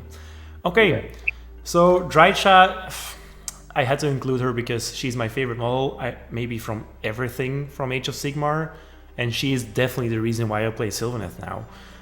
She's 335, and honestly, I always thought she was good. I think she was a bit of a discussion before, a hot topic, I would say. You either loved her or you hated her. Now she doesn't bracket anymore. She hits on 3s, wounds on 3s, so that's easily improved to 2s and 2s. And she still has the amazing ability of doing 20 attacks, either ranged or in close combat, and every 6 is a mortal wound. So, wow. Yeah, I always included Draca in my list. She was, if I didn't have Alariel in there, eating up all my points, it was Draca really in there, in the driver's seat. She's just phenomenal. Yeah, she's so good. It is basically playing with 20 sentinels without Power of Fish, but that are also good in close combat. Amazing. Yeah, part of losing the bracket, though, meant that they picked a middling value for Slashing Talons. The Hive used to be 6, and now they picked 4, which was on her middle bracket. Same thing with the Colony of Flitterfly's range. It used to be 18, is now 12. So they picked the middling level when they picked the different things, and kind of balanced it out with some of the stats. The thing about Draca to me is that a 3-up save looks great, but there's a lot of heroes of her level, of her caliber, that are getting some kind of ward save. Like Ideneth, every hero except for the King and the Volturnos have a ward save now. Maybe the Thrallmaster doesn't either. But the point is, I kind of feel like that was one of the things that she was kind of squishy for how much she was bringing and how much she costs. And a 3-up save is good, but sitting on that 10 wounds, which she has, makes her not be able to do Lookout Sir either, or, benefit from cover. So I almost would have rather than put her at 9 and then given her like some kind of 5-up ward or something, or, whatever, even if they bumped up her price just a tad, because I feel like right now she might die too easily. Yeah. But I would even prefer at 9 without any other improvements, because that way you could hide her behind woods. Yeah. But I do like Draca a lot. Yeah, I think she's very good if you have... Sorry? Right, I wouldn't say she's entirely a lone agent because she really likes to work with the spites. Yeah, of course, so, but you could run her as a lone agent. Yeah. What I like about Drycha especially is if you include her, you probably should be running several threats where she's not the main one, and people would overlook her, or the other way around, maybe people would focus her, and she's good, don't get me wrong, but she's not necessary. She's not a linchpin of any army, even in a Dreadwood army, I would say, or in a Spy Revenant's army. Right. Okay, the Revenant Seekers. Ryan, what do you think about these units? Really, I love them. They actually hit, in a sense, they're better in combat than the other guys are, the other version. They don't have the strike first thing on the charge, but I don't know if that's the end-all be-all on these guys. With their resurrection ability is insane, and they have the same heal that the other unit does, and the same rally ability, and the 6-inch pile-in. Though it's important to note that it doesn't say they're eligible to fight. It's not the zombie version. It just means they get 3 extra inches when they do pile, which is different. Mm-hmm. That's the same for the Spite Riders. Lancers, yeah. That's what I mean. Is both these have those same abilities. They're fast. They're cavalry. Obviously, they can't go in Galician veterans, but they can go in bounty hunters, and their profile becomes a good bit better there. I love these guys. I think the models are sick. I've already ordered 3 boxes worth of them. I do like the Lancers, but I think if you had to pick one over the other, this is the bigger winner. Mm-hmm. Nick? Yeah, I agree. I think they're really cool. I also like that the wings curve in a little bit, just for ease of play. I don't see like a dragon issue. But I think the big thing for me is the bringing models back. So again, it's no surprise, like pairing these up with Kurnoth is going to be huge, I think. Yeah, I'm a big fan. I think they're neat. And we get some more dynamic looks from Tree Revenants as well. So I'm glad that they're expanding that look, because these ones are always my preference. Right, and with the 2-inch range, they can actually hide behind a frontline unit and still fight while resurrecting things. The weird thing is they don't have a coherency buff. They don't get a 2-inch or 3-inch coherency. The Gossamids got it, Yeah, but these guys look like they're going to be a problem. Yeah. These ones are going to be, arguably, are going to be harder to fit next to each other than the Gossamids are, I think. Yeah, or the Sharks. The Sharks have a 3-inch. Yeah, very weird.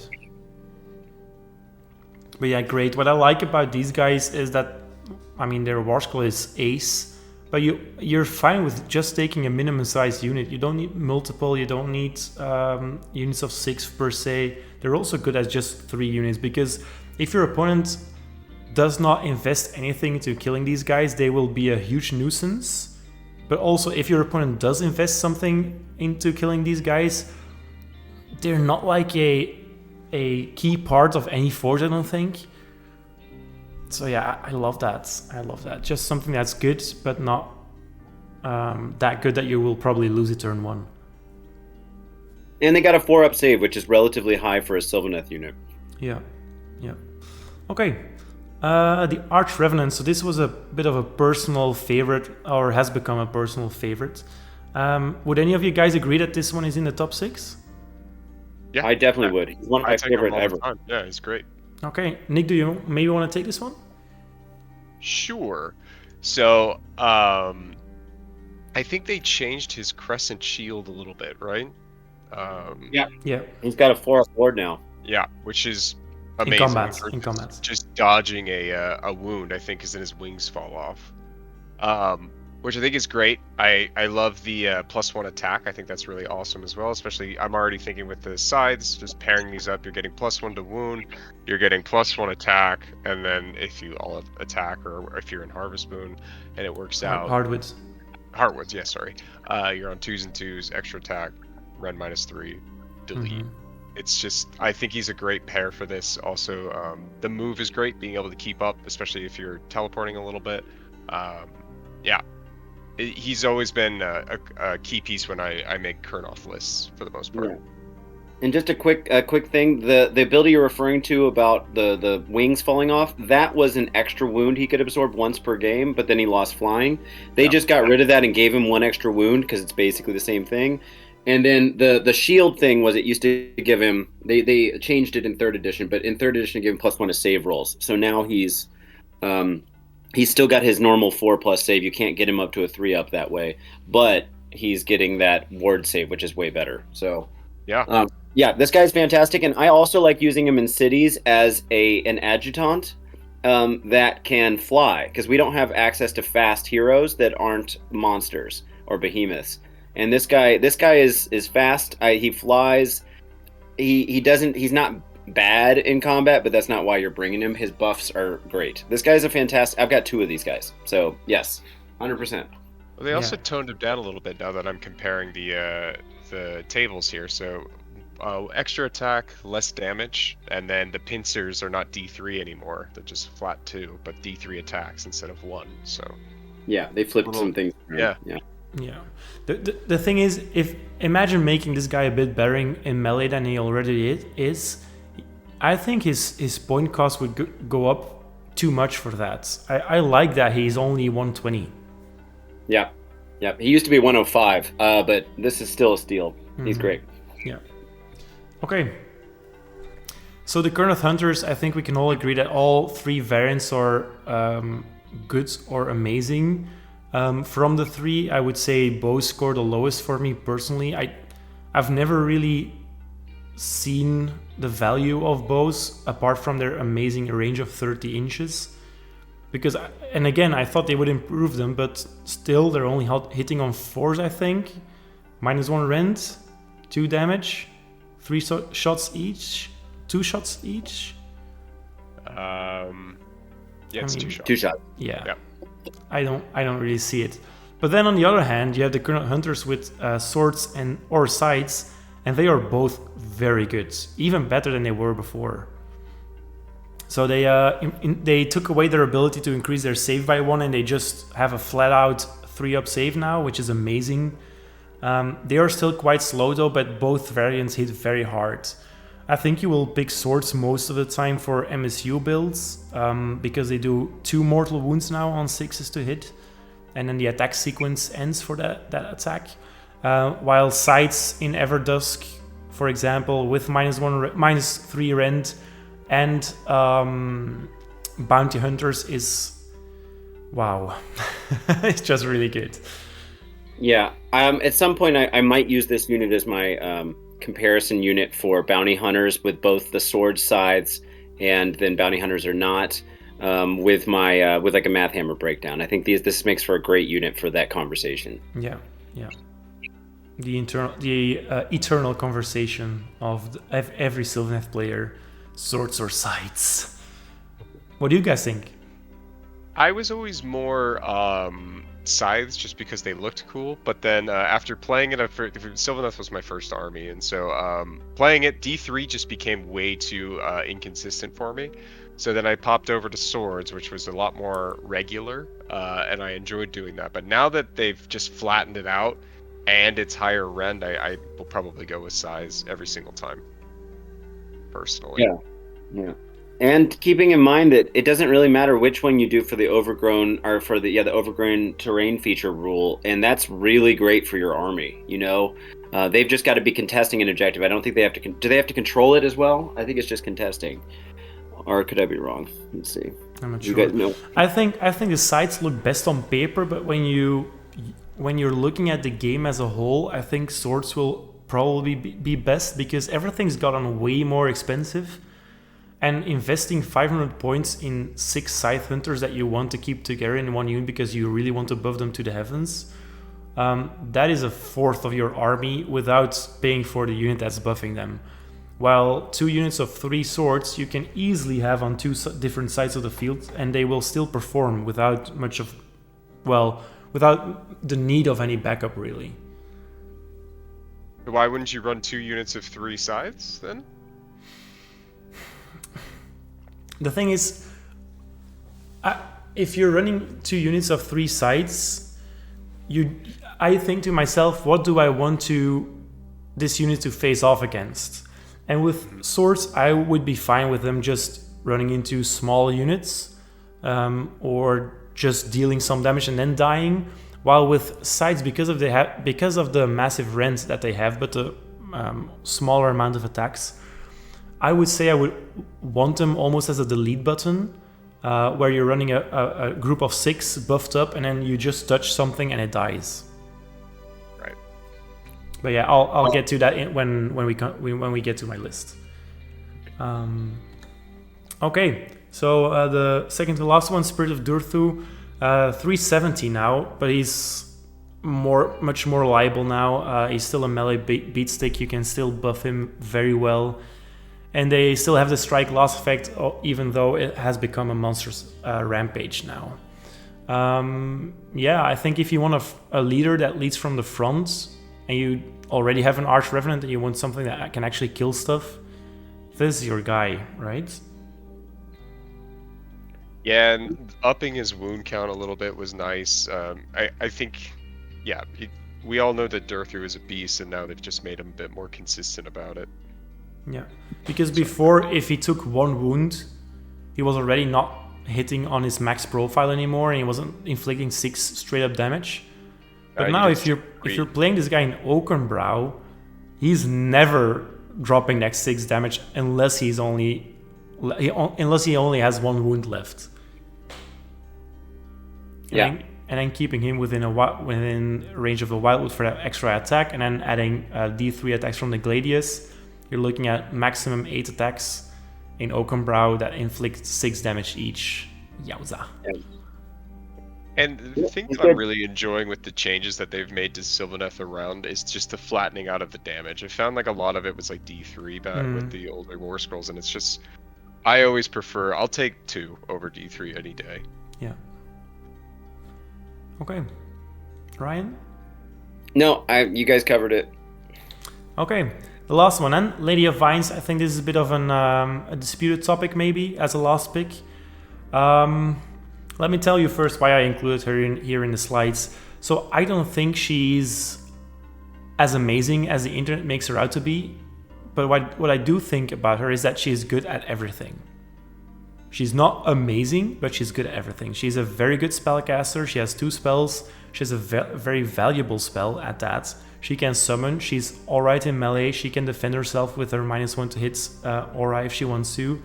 She's a castle piece that moves up the boards. There's just so much that she does. So if you have an all-comers list, I think the Lady of Vines is just great because she can really adapt to a lot of situations, and that's why I put her in the top 6 here. Yeah, I mean, honestly, I think she's an auto-include, except sometimes your list isn't going to have room for her. But, like, she's amazing. Like, clearly an amazing war scroll. The summoning Dryads doesn't do as much as maybe it used to because Dryads aren't so great anymore. Not that, whatever, they were ever amazing. But but the other thing is, I think a bigger topic here for me is just that they got rid of the branch wraith, excuse me. And she is the new branch wraith, but you can only take one of her. And it's just a feel bad that the old models you might have, however many, and now you can't use them. I just feel like that's kind of weird. But she's great. It's just a points issue. But this is always an issue with good units. Can I squeeze it in or not? But I'm so glad that this is here. I think and the model's really cool too. Yeah. Nick? Yeah, no, I agree with that. I think it's a neat. I haven't played with her. I actually haven't even bought her yet. I'm waiting because, again, like you said, it's a bit of a hot topic of do you, don't you? So we'll see how she plays. Yeah. I will say in Living City, if you take Alariel and you want her, like they're a great power pair because Alariel's bringing 20 Dryads if you want to bring Dryads. She's bringing 10, so you got 30 if you really want to go that route.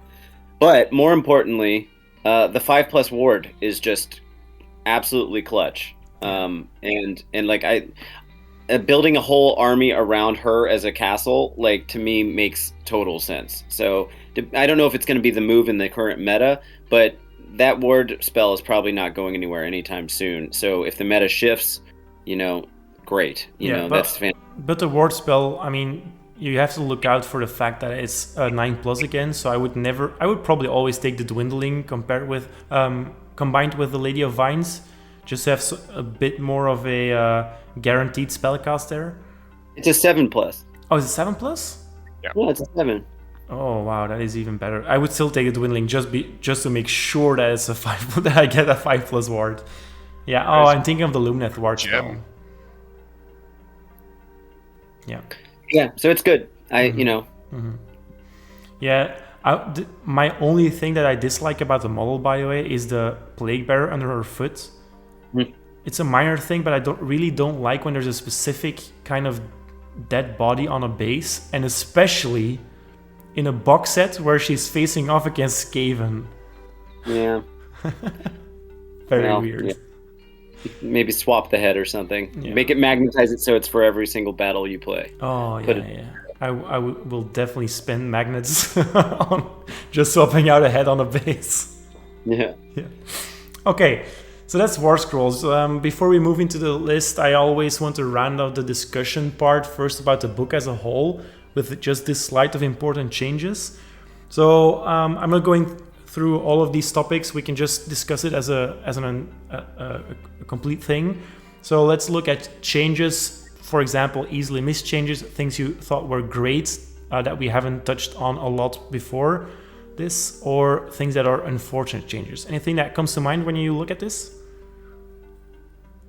I don't know if there's anything in particular that I would say like unfortunate change, but it's like I am not great at rules lawyering and deciphering this, so I've already taken a screen cap of Ryan's slide because I'll absolutely need it. But it's like you guys mentioned, it's very wordy, and that is going to be a challenge for me, I think. So it's a bit unfortunate in the way they were writing these. I love the changes, but making sure that I play them correctly, I know I'm going to have a hard time with. Ryan?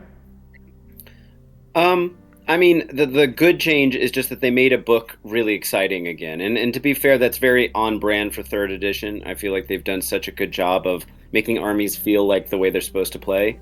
And even in the case of Fire Slayers, which they argued, which you could argue is not as interesting, in the most recent Battle Scroll Warcom what am I trying to say? Post. They ended up acknowledging that the Fire Slayers book isn't as inspiring as they wanted it to be. Essentially, that they need to buff it up. So you can tell that GW is really putting love into what's coming out these days and really caring. And I think that just shines so much. Like when I got that first book, the second edition Sylvaneth book, I was immediately uninspired to make any kind of lists or to play that army as the army. I wanted to use them in Living Cities, maybe. Now I've got so many different ideas I want to do with this army, and I think it's going to be one of these armies that's really going to reward careful tactical play with all the movement shenanigans. It just feels like an army again. So that's really the too long didn't read of the whole I guess assessment of the Battletome is I think they just made it good and interesting. I agree wholeheartedly, and that's what I'll use this time to explain what I said at the beginning. That's why I said it's a Soulblight book with more trees, because when I got the Soulblight book in my hands and I leafed through the pages, no pun intended there. There is no warscroll where I thought I'm never going to take this, or there was no dynasty where I thought I can't even imagine playing this dynasty. And that's almost the case with this book as well. I think every war scroll has its place, even the Dryads, even though they really suck right now. I can still imagine using them from time to time, even though it's just from a summon, for example. And apart from the Ironbark Grove, I think all of the other ones are very, very nice. I think they're interesting.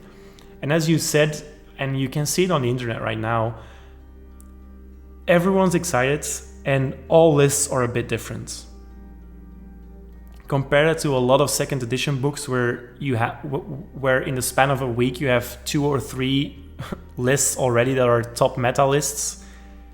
It's going to take a while for this book to reach that point, I think. And we're still not there for Soul Blights, for example. And I'm not sure we're ever going to reach that point with Sylvaneth either, because there's so many great artifacts, so many great command traits, so many good heroes, and all of those things really change the way you play this army. If you're running Greenwood Gladius on a Durthu, you will probably more focus on the Oakenbrow aspect of the battle. I mean, when we are discussing about lists, we don't really discuss our list beforehand, but we do agree upon a certain archetype that we're all building, so that all the lists are at least different. And there was such a long list of archetypes that we could choose from, right? Yeah, and I mean, keep in mind they also a great change is they added in flying units. Used to just have the Arch Revenant and Alariel, and you never really had a true cavalry or kind of like elite unit that was fast. Kurnoth weren't fast. So I feel like now this book actually feels fleshed out, and if they could do this with every army where you just had like 2 or 3 kits that really like bulk it out and give it some play and make a few more things conditional battle line that really lean in on certain sub-factions, that's great. Yeah. So, keep doing it. Do it with Fire Slayers. Yeah. Give them some mini jobs. Third edition books have been really nailing it with third edition books. I think the only thing that I would consider unfortunate, and it also ties in a little bit with the easily missed changes, is all the changes that the minor change they made to the Wildwoods. On the one hand, I like that you only need probably 2 boxes right now instead of the usual 3 or even 4. But that's also a thing that's easily missed. For example, the Tree Lord Ancient can only summon 1 piece of that 3-piece Wildwood. And I find it very unfortunate that you have to stay 3 inches away from your own stuff. I don't like that. Because turn 1, it doesn't really matter, but turn 3, if you're still trying to summon Wildwoods and everything's tied up in combat and you're playing with 8 terrain pieces as they suggest in a General's Handbook, that table is going to be crowded as hell, and it's going to be very difficult to place something that's outside of 3 of all models, but also outside of 3 of objectives, other terrain, etc., etc. That's going to be very difficult. Yeah, but that's why we've got Kurnoth's counting as overgrown, and we've got what's her name, Lady of Vines. You know, I think that does help. Yeah. Oh yeah, I don't think it's necessary to have more woods. I would never say that, but I do think I will miss the short moment in every battle where I looked over on the table and I was like, oh, the forest has come. Where you were really placing all your wildwoods, and it looked so conquered by the Sylvaneth, right? Right. Yeah. Okay, let's move on to the exciting part now, the army list. So usually I put your list first. I don't know why I did not do that this time around. But we're starting with my list, and it's focused... I wouldn't say it's focused on Kurnoths, but because I call it Kurnoth Calls, but there's only one Kurnoth unit in it, I would call this a mixed arms detachment, because it has a little bit of everything. So it's in hardwoods, as we've mentioned before. It's an amazing sub-faction, +1 to hit against 3 quarries that you select before the battle. So amazing. The seasoning is dwindling for the 3d6 casts. Grand strategy is take what's theirs. I think there are better ones, but I really like this one. It's all your units have to be in your opponent's territory. I think it's very doable with this list, by the way. It's just to have more, right? You need to have more friendly units. Oh, than more, the enemy yeah, more, yeah.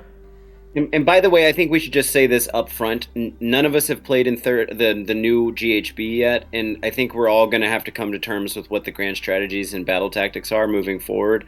So I think these are just guesses of what we think would work, but it's kind of anyone's game at this point. These are right in this edition. There is one grand strategy that I would possibly take over this one, and it's the last one from the list. I don't know what it's called, but where you have to have a unit in every quadrant of the board. Mm-hmm. Because you could, for example, just put Drycha just in the smack dab middle of the board, and her base will be in every quadrant. You think it's going to count that way? Well, rules as written, it is counting that way right now. But even if it's not the case, still with 2 teleporting 3 Revenant units, Revenant Seekers and an Arch Revenant, I think everything with the Revenant word is very fast and can get wherever they want. So yeah, it's just assuming that your units are actually going to live. Yeah, and that's true. I yeah. Mm-hmm. I went with Bloodthirsty, as I mentioned. Bloodthirsty. As I mentioned before, I am kind of moving more towards Bloodthirsty and away from Inspired, because I feel like having that reroll and charge is much more important, especially when you have an Arch Revenant that already adds +1 to wound anyway to your Kurnoths. So yeah, that was the setup. I chose my Arch Revenant as the general because I really wanted Spell Singer on him. I gave him Arcane Tome so he can cast Dwellers Below from the get-go, basically, through the Wildwoods that you'll summon. Drycha has Tree Song because I imagine her being on the front line and she will just slap things, especially if she combines Tree Song with the Spite Revenant attacks in Bounty Hunters. That's going to put out some serious hurt. And then my Lady of Vines, I imagine her being on the opposite side of the field from Drycha. I would not necessarily combine the two. I would probably run her with the Kurnoth Hunters as a sort of death ball unit. And she can keep them healthy with Verdurous Harmony and her other stuff. 2 Tree Revenants because 2 units of minimum size Tree Revenants because I think they're amazing. I love teleporting units. I loved them more when they were only 80 points, but for 5 extra wounds, I'll take it for 110. 6 Scythe Hunters, 10 Spite Revenants, and 3 Revenant Seekers for the obvious heals on the Hunters. And then a Spite Swarm Hive because I had some points left over. There's probably... I think this list speaks a bit for itself, but I think the only explanation that you guys are due is probably the 10 Spite Revenants. Even though you guys can probably imagine why I took those. But I feel like the Kurnoth hunters with the sights, they will touch any elite target and delete it. Especially if you're up against an elite army and you combine it with a Drycha, for example, with a Tree Song, or even with a Lady of Vines, they are going to kill whatever they touch. And then I was thinking, okay, imagine coming up against a very hoardy army like Soulblight, for example. Your high quality attacks from the Scythe Hunters are not that useful in those cases. Zombies don't care that you have -3 rend. And Spite Revenants have 3 attacks each. You can bump them up to 4 attacks each with the Arch Revenant command, right? And then in Bounty Hunters, they will inflict 2 damage apiece. And sure, they only hit on 3s, they only wound on 3s, and they have no rend. But with Tree Song, that's -1 rend, for example. And remember, they still inflict 1 mortal wound instead of normal damage when they roll a 6. So 10 Spite Revenants, especially with Drycha nearby and the possible buffs from an Arch Revenant, I think if they touch a Horde, they will kill that Horde. For 210 points, that's a bargain. Would you agree? Yeah. Yeah, could be. Okay. I think it depends on what they're going through. Yeah, I just feel like I don't have a good sense for the meta just yet, so I'm still trying to wrap my head around what could work, and I feel like anything looks good on paper right now, and I don't have a whole lot of experience to back that up. So I don't want to speak too soon about what's going to do what, but it does look like a pretty balanced list. Yeah, that was the idea. It was a bit of an all-comers list, a balanced list, and I think it ties in well with the Sylvaneth Allegiance abilities, because you can really play this list on 2 fronts, where you have the elite killers with the Hunters and the Lady of Vines bubble, and then the Horde killers, which is Drycha and the Spite Revenants. And because of the teleports, you can easily swap those guys around. Easily, if you need to. And the Arch Revenant is just a general buff piece that works well with either, and because he's so fast, you can just maneuver between them anyway. So yeah, I really like the idea of this list. I put the Revenants, the 3 Revenants in Expert Conquerors so they kind of as 15 models on an objective. Obviously, they will not outcap any decent Horde or any decent number of models that are also in Expert Conquerors, but just think of all the games that you've played. How often do you have to leave your objective, or one of your objective at least, and then there's a cheeky unit of 5-3 Revenants easily maneuvered on an objective that counts as 15. So great. And then Spite Revenants, Kurnoth Hunters, and Revenant Seekers in Bounty Hunters, because why not? I think everyone's and their mother are going to try to maximize or max out this battalion in every single list that they build. Yeah. No, it looks good. I think the downside is capturing. It's a very killer list. And if you're coming up against something that can weather the storm, I would say, I think I'll be in trouble. But other than that, I think it's a balanced list and it has some play. And the Spite Swarm Hive, did you cover that too? No, it's almost the same as before, so you can choose whether to improve the save, I think, or add 3 to their move and charge rolls. Compared to the earlier iteration, it's not +3 and to move charge for all units, but just 1. I love that with anything in this list, because if you teleport, if you put the Spite Swarm Hive down, you give them the buff, then teleport, you're looking at a 6-inch charge rather than the usual 8-inch, right? Yeah, the trick is that it's not predatory, so you set it down and then it stays there. And the bubbles are wholly within for both of them. They're both 9 inches wholly within, so I feel like the play with this is going to be you're going to have to keep setting it up and dispelling it to bring it back to use it again. Yeah. And otherwise it's a once-off kind of deal. Yeah, but you have 4 casts in this list, so I think you should be good in unbind this, because you have the dwindling to the unbind on 3d6. Yeah. Yeah. Okay, so that's my list. Let's look at Ryan's, I think. Yeah. So you called yours Warsong Flyers. I can't resist an all-flying army. It's one of the things that made me pick the armies I play.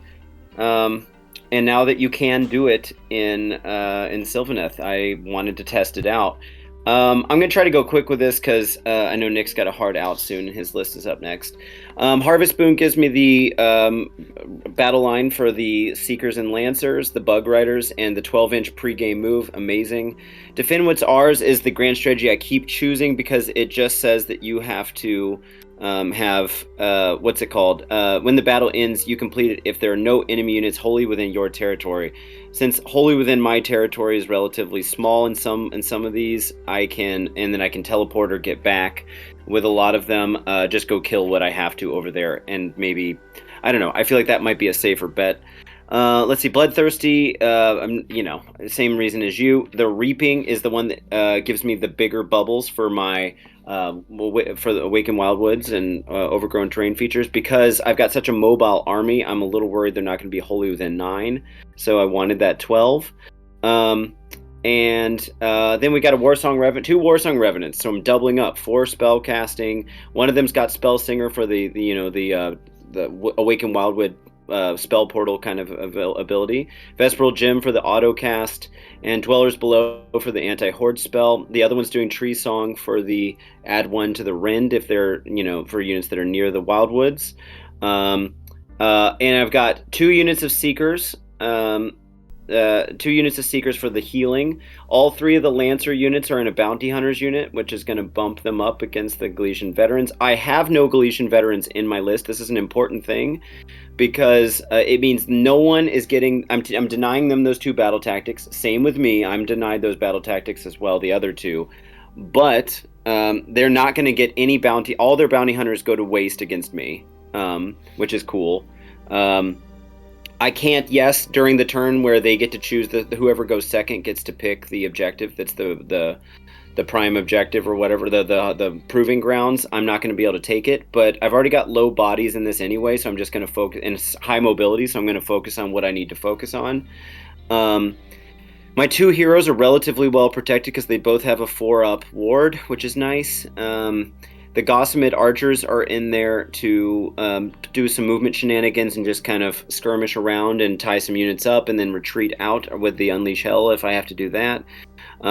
Cogs are in there to give me either faster movement, which I'm probably not going to do on the charges, but more likely to give me the re-rolling spell cast, which correct me if I'm wrong, but the War Songs only have +1 to cast. It's not a re-roll when they're within the bounds of the forest, right? So that helps them become even more consistent. And it's for all casters within a range, not just one now with the new cogs. Is that correct? Yeah. Yeah, so that's good. As far as the Bounty Hunters, like I said, everyone's in Lancer. All the Lancers are in Bounty Hunters, but the Battle Regiment is everyone else. So this is actually a relatively low drop list for the current meta because everyone's going to be putting something in Galician Veterans and something in Bounty Hunters, which means they're going to have max drops. So this might actually get to choose, and the fact that I get to choose and do a pregame move means that I'm going to have a little bit more flexibility with that too. Low model count, but this is an elite army that I think could be really fun to play with. And all the Seekers and Lancers kind of work as independent units on their own. They don't need to be near the Warsong Revenants to get the most out of it. So the Lancers, just you want to have each of those units of Seekers hanging out with the Lancers so they can bring them back. So I don't know. I'm really excited about this list, and I would have to buy a few more kits of the Bug Riders, but I think it could be fun. And who knows? Depends on how the meta ends up playing out with objective holding and everything. We'll have to see. But I think outside of this meta, it would be especially interesting to get to run this many flying elite units. Yeah, what I find most interesting about this list, apart from the fact that they all fly, obviously, is if you line up your 9 Lancers and 5 Gossamed Archers, you're putting on a lot of hurt before even anything from their army can fight if they charge you. Yeah, because if I get a charge, especially, then I'm basically everyone's fighting first. Mm-hmm. So striking first, which is pretty cool. Yeah. Yeah. So that's that list. Nick, do you have anything that you're thinking about with this? Ironically, I actually made this list first and then deleted it, but I did it with Alariel, so it wasn't like a perfect fit. I think it would be super cool to see how this works out. So you let me know. I like the I like the double Revenant. That should be really interesting as well. Yeah, I actually built the Ilario build first too. Yeah. It just had less bodies in it. I was just And going to do the Death from Above. Yeah. The leaked war scroll that was fake of Ilariel said that she was going to bring in Gossamids, or maybe bugs. And if that were the case, I'd be even more inclined, because then she could make up for what she couldn't bring. Otherwise, she'd have to bring in trees or dryads or Kurnoths or something, and that just takes the flavor away from the list. But I do like the idea of having Ilariel in there. That makes it super fun. Yeah. And in that build I couldn't take any other heroes and get what I wanted, so I was losing my command trait art and artifact, which felt kind of like a waste. So, yeah. But yeah. Cool thing about the Revenants now is you're finally going to see them moving up the board, right? Because Throne of Vines is no more, at least not in the old way, in the way that you weren't allowed to move, or that you didn't want to move. Let me put it that way. So you're going to see these guys moving up, maybe, possibly. I guess it depends. If there's one and just doing Spell Singer, there's really no need to move. No, but the other one probably would. Yeah. Ryan, is there any reason why you went with Battle Regiment over Warlord? Because you could give that other Warsinger Revenant a different artifact. Warlord requires 3 heroes. Oh, does it? Yep. It requires you can take max 1 big one, and then you have to have at least 2 smaller ones, sub-commanders. Okay. Well, I mean, with 4 drops, especially in this edition with a new GHB, you're very likely to go first. Yeah. Unless it's like a Gargant's army that doesn't have any of the access to the new things. Would you want to go first? I don't know about, well, I kind of think with the person that goes second and chooses the proving grounds, I'm really sensitive to that. So I would want to choose that every single turn if I could. You know what I mean? Like, make sure that they can't screw me over on an objective, because I don't have any way to take them in this list. And my list is very much going to be like pinpointing what they've got out there and reacting. I think going second's going to give me, and plus I could have double turns if I want. So I think there's, on that one turn where I need to flip it. Yeah, and I feel like having that battle regiment too is going to allow me to work with my pregame move, because maybe I don't want to move everyone up 12 inches if I know that they're going to just come alpha me. But if I know who's going to, how fast they are, then I can have a better control over whether that 12-inch movement is something I want to even use, that pregame move. Yeah. Which is for all 5 of those units, which is crazy. So yeah, 12 inches. Then if you would take first turn, 12 again.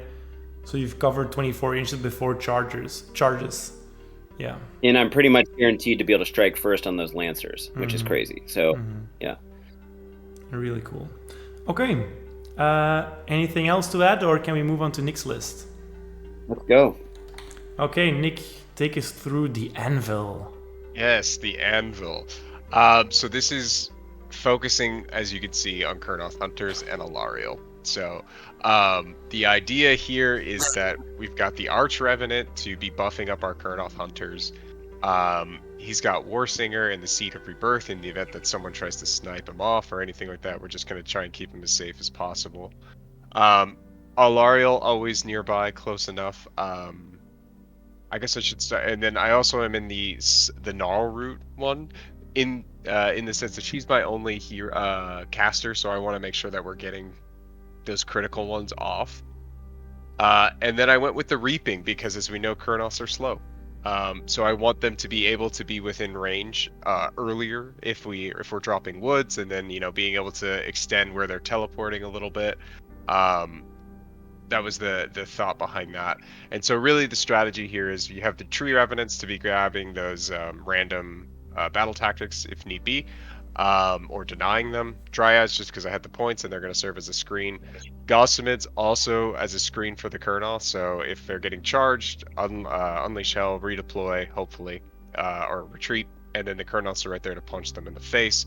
The idea is Ilariel will also drop another unit of Kurnoths, and so it's going to be a nice tight little bubble as we move up the board depending on the battle plan. A lot of them are central, which I thought was neat, so the idea that you have this pretty hard unit to keep from dying. Yeah. That was the main thought. There's just an anvil of Kurnoth Hunters that you can hammer away on, but they're not going anywhere, and then you've just got Alarielle wreaking havoc. Mm-hmm. What do you think about Alarielle compared to her last warscroll? I think it's great, and I think it has a nice oops button that she can come back, and also they can be pretty strategic. I think if you intentionally get her killed, perhaps, if you want to deploy somewhere else, or a late game grab or a deny of some sort, I think there's a lot of play there that you can try different things. Yeah, I'm a really big fan of it. Would you want to drop the oops button for 700 points, for 100 points less on her? It doesn't bother me because in reality, I know I would keep it. 100 points I think is totally worth it. And then with the unit of Kurnoth Hunters, so I'm summoning for 250. So if I look at it in a weird kind of way, we subtract that from her points cost, the value I'm getting out of her, and I get her bring her back. 800 points is not that big of a deal to me. Mm-hmm. I'm sorry, 100 points extra. I'm getting an extra unit of Dryads. Whee! For me, it's not a big deal. Notably, she doesn't heal the rest of your army like she used to, Yeah. which I think kind of sucks. Like Alarielle, the real problem is the same thing with any god character now, is that you're asking yourself, like, can I bring the rest of what I need? And so I look at any of our lists really and wonder, is this going to be enough bodies in the new meta? And I don't know. But Sylvaneth is definitely leaning more towards a elite army at this point. Always kind of was with the Kurnoth, but now I think even the Bug Riders and the Gossamins, these are not cheap units for the amount of bodies that they have. And the Dryads just aren't convincing as your guys. Jonas, I sent you a list with 70 Dryads in it. You said, screw this list. but you know, like, I think it's a viable thing, is to say, like, we're going to have to see how the bodies thing plays out, and I think that's going to change some of the Monster Hammer, the Hero Hammer stuff with Alarielle. But I can't wait to use Alarielle in, like, Living City. I think she's going to be super fun over there, too. So she does stand alone and is pretty beat sticky and can do some fun stuff. Yeah. Yeah. So I love the model, so any excuse that I can actually use her, I'm gonna do it. And I agree with you, that was the big problem that I had, was like, is this enough bodies? Do I have it? Who knows? We'll just have to play and see how it goes. But the idea was that let's create a system where they're just not dying, and that we're bringing them back as best we can. And then, yeah, that's the plan. Maybe it'll work, maybe it won't. Like we said, we've never played with it. Yeah, Nick, you had said something earlier. You had alluded to the list about your movement shenanigans. Is there anything you haven't touched on that you kind of were referencing earlier? Well, so it's about extending the range of, like, strike and fade if I need it, or the navigating as well. So just increasing this range to a point where, like, I can be more strategic with it. So, like, maybe push the woods a bit further than I normally would be able to, and then so you're just kind of increasing your coverage a little bit, that I like. And then also, this applies to Alarielle as well. So being able to dip with her around and then increasing that range, then you don't really have to have that problem that we were discussing before. Right, especially on that giant base. Yeah. So I think it helps quite a bit. Keep in mind, if you really wanted to, depending on how the terrain and the trees are set up, or if you just want to pop her ability to make everything overgrown, with the Warsinger command trait, she moves 19 inches. Yeah. That is insane. It is almost impossible to avoid a charge from her at that point. And if you want, you can just Alpha Strike, bam, 9-inch charges right in front of them, charge in, hit hard, strike and fade back to your zone. Yeah, and that's what I mean by her wreaking havoc. So dropping woods around as best we can, Kurnoth's kind of locking in the center, and then, you know, Gnarl Root coming through for me when the spells that I need. And then, yeah, we're increasing our movement on the Kurnoths with Warsinger as well, because he's parked right behind him. So we're really gonna, it's almost the Iron Jaws approach of, like, we're surprisingly faster than you would have anticipated. Yeah. And now you've got 9 Kurnoth Hunters in your face. So, yeah. I think in a list like this, because I love god models. It's love or hate, I think, for most people, and I am definitely in the love category here. I built almost the same list because these are the models that I have, and I decided that I really needed to split up the Kurnoth Hunters, because having 2, Death Ball units, it's nice, but it's also very risky because if either one gets killed early or gets slowed down by a tar pit, and I imagine there will be plenty of tar pits in the future, what else does this list have to offer, right? Well, so we kind of have the answer to tar pits, right? Because we can teleport out of combat now. That's fair. So we can't actually be in tar pits anymore. And with an extended range, then potentially that's even more effective. Yeah. Yeah, that's fair. Okay, cool. Yeah, that's my list. I love all of these lists. Honestly, I would play all of them. Well, I will never play Ryan's list, I can tell you now, because I'm never buying that many bug riders. But I love the idea of it a lot. Yeah, it was just shy of being a spam list, I think. Yeah. Just shy. Yeah, and it was just a little bit of because I can, right? Yeah. Well, also we don't have that. I can't make a Gossamid's battle line, and that which is a little bit of a shame because they could have gone in Galician veterans, but whatever. Yeah. Okay, so let's run off this video with our conclusion slide. So we don't have to go through these in a specific order. Oh, I see. I left a Lumineth symbol on there. Sneaky Lumineth stuff in every presentation. What do you think about any of these topics, like internal and external balance, impact on the meta, or any closing thoughts you guys want to share? Nick, I know you have to go soon, so if you do, just let us know. But I think we can close it down in 20 minutes. Yeah. I think for me, it's kind of echoing what Ryan said before, is that this book feels living now, right? So it's a lot, and there's multiple ways that you could play Sylvaneth. I don't already see a list that stands out that this is what you've got to do, and this is pretty much the only viable option. So I think there's a lot of interesting things that they did to balance out how we mentioned, like flattening out the damage or adding a wound or changing things around. I'm really, really happy with this book, just like any other one in this the newer editions. So I'm curious to see. I do think, like how we just mentioned, the bodies is going to be an interesting development throughout the meta. But yeah, we'll just have to see how this goes. Very excited to finally take them off and dust them. Yeah. Ryan?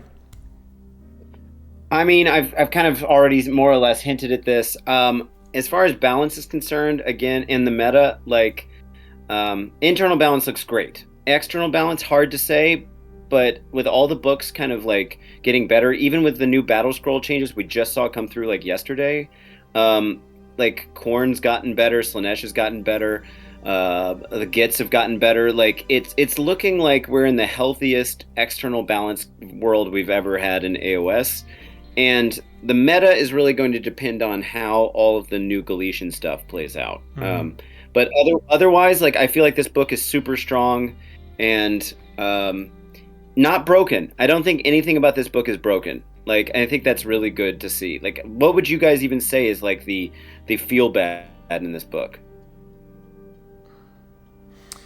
I think the only feel bad that you could possibly imagine, but they kind of offset that with their high price tag, is the Gossamids.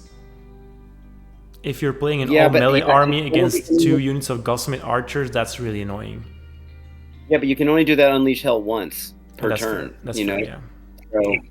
So, yeah, I don't know. I think it's going to be fair. You know, it's a fair army that's going to really. People are really going to have to keep an eye on turning the overgrown terrain pieces and Awakened Wildwoods off by being within 3 inches. We didn't mention that, but that is the counterplay that you talked about in your other video. I think it's going to like actually have a bunch of interactive effects with other people playing the game. It's not going to feel like you're just doing things to them. So, which is good for everyone, yet still strategically interesting. Yeah. I think, as you mentioned, the internal balance is great. As I said before, you kind of want all the war scrolls anyway, which is a very 3rd edition book kind of vibe. Externally, I almost wish we had this book before the GHB came out. Because I think the GHB rules are going to give a very different look on how this book feels. In a year or so, this book would probably have been better than it is going to be now, because I don't really see a lot of things that work well for us, except for bounty hunters. But everyone has bounty hunters, so. Impact on the meta wise, I would say I don't think it's going to impact the meta at all. I think it's just a good contender now in the bracket where you have all these good books, but it's not like a book where you have to, when you're list building, have to keep that specific book in mind, right? It's not like you have to think about the Legion of the First Prince list, for example. How am I going to counter that? Or probably in the future, how am I going to counter 60 zombies in Expert Conquerors? Those are things you really have to keep in mind, and I don't feel the Sylvaneth have anything like that, and that's good in my eyes. I don't really want any of those books to be like that, because that way you can just build the list you love, and you both have lists you like, and both have all the units that you love, and you just play, and you can still do that competitively and tactically, without having it feeling like you really had to counter this list to win, for example. I don't think will cause any of those feelings. Yeah, agreed. Okay.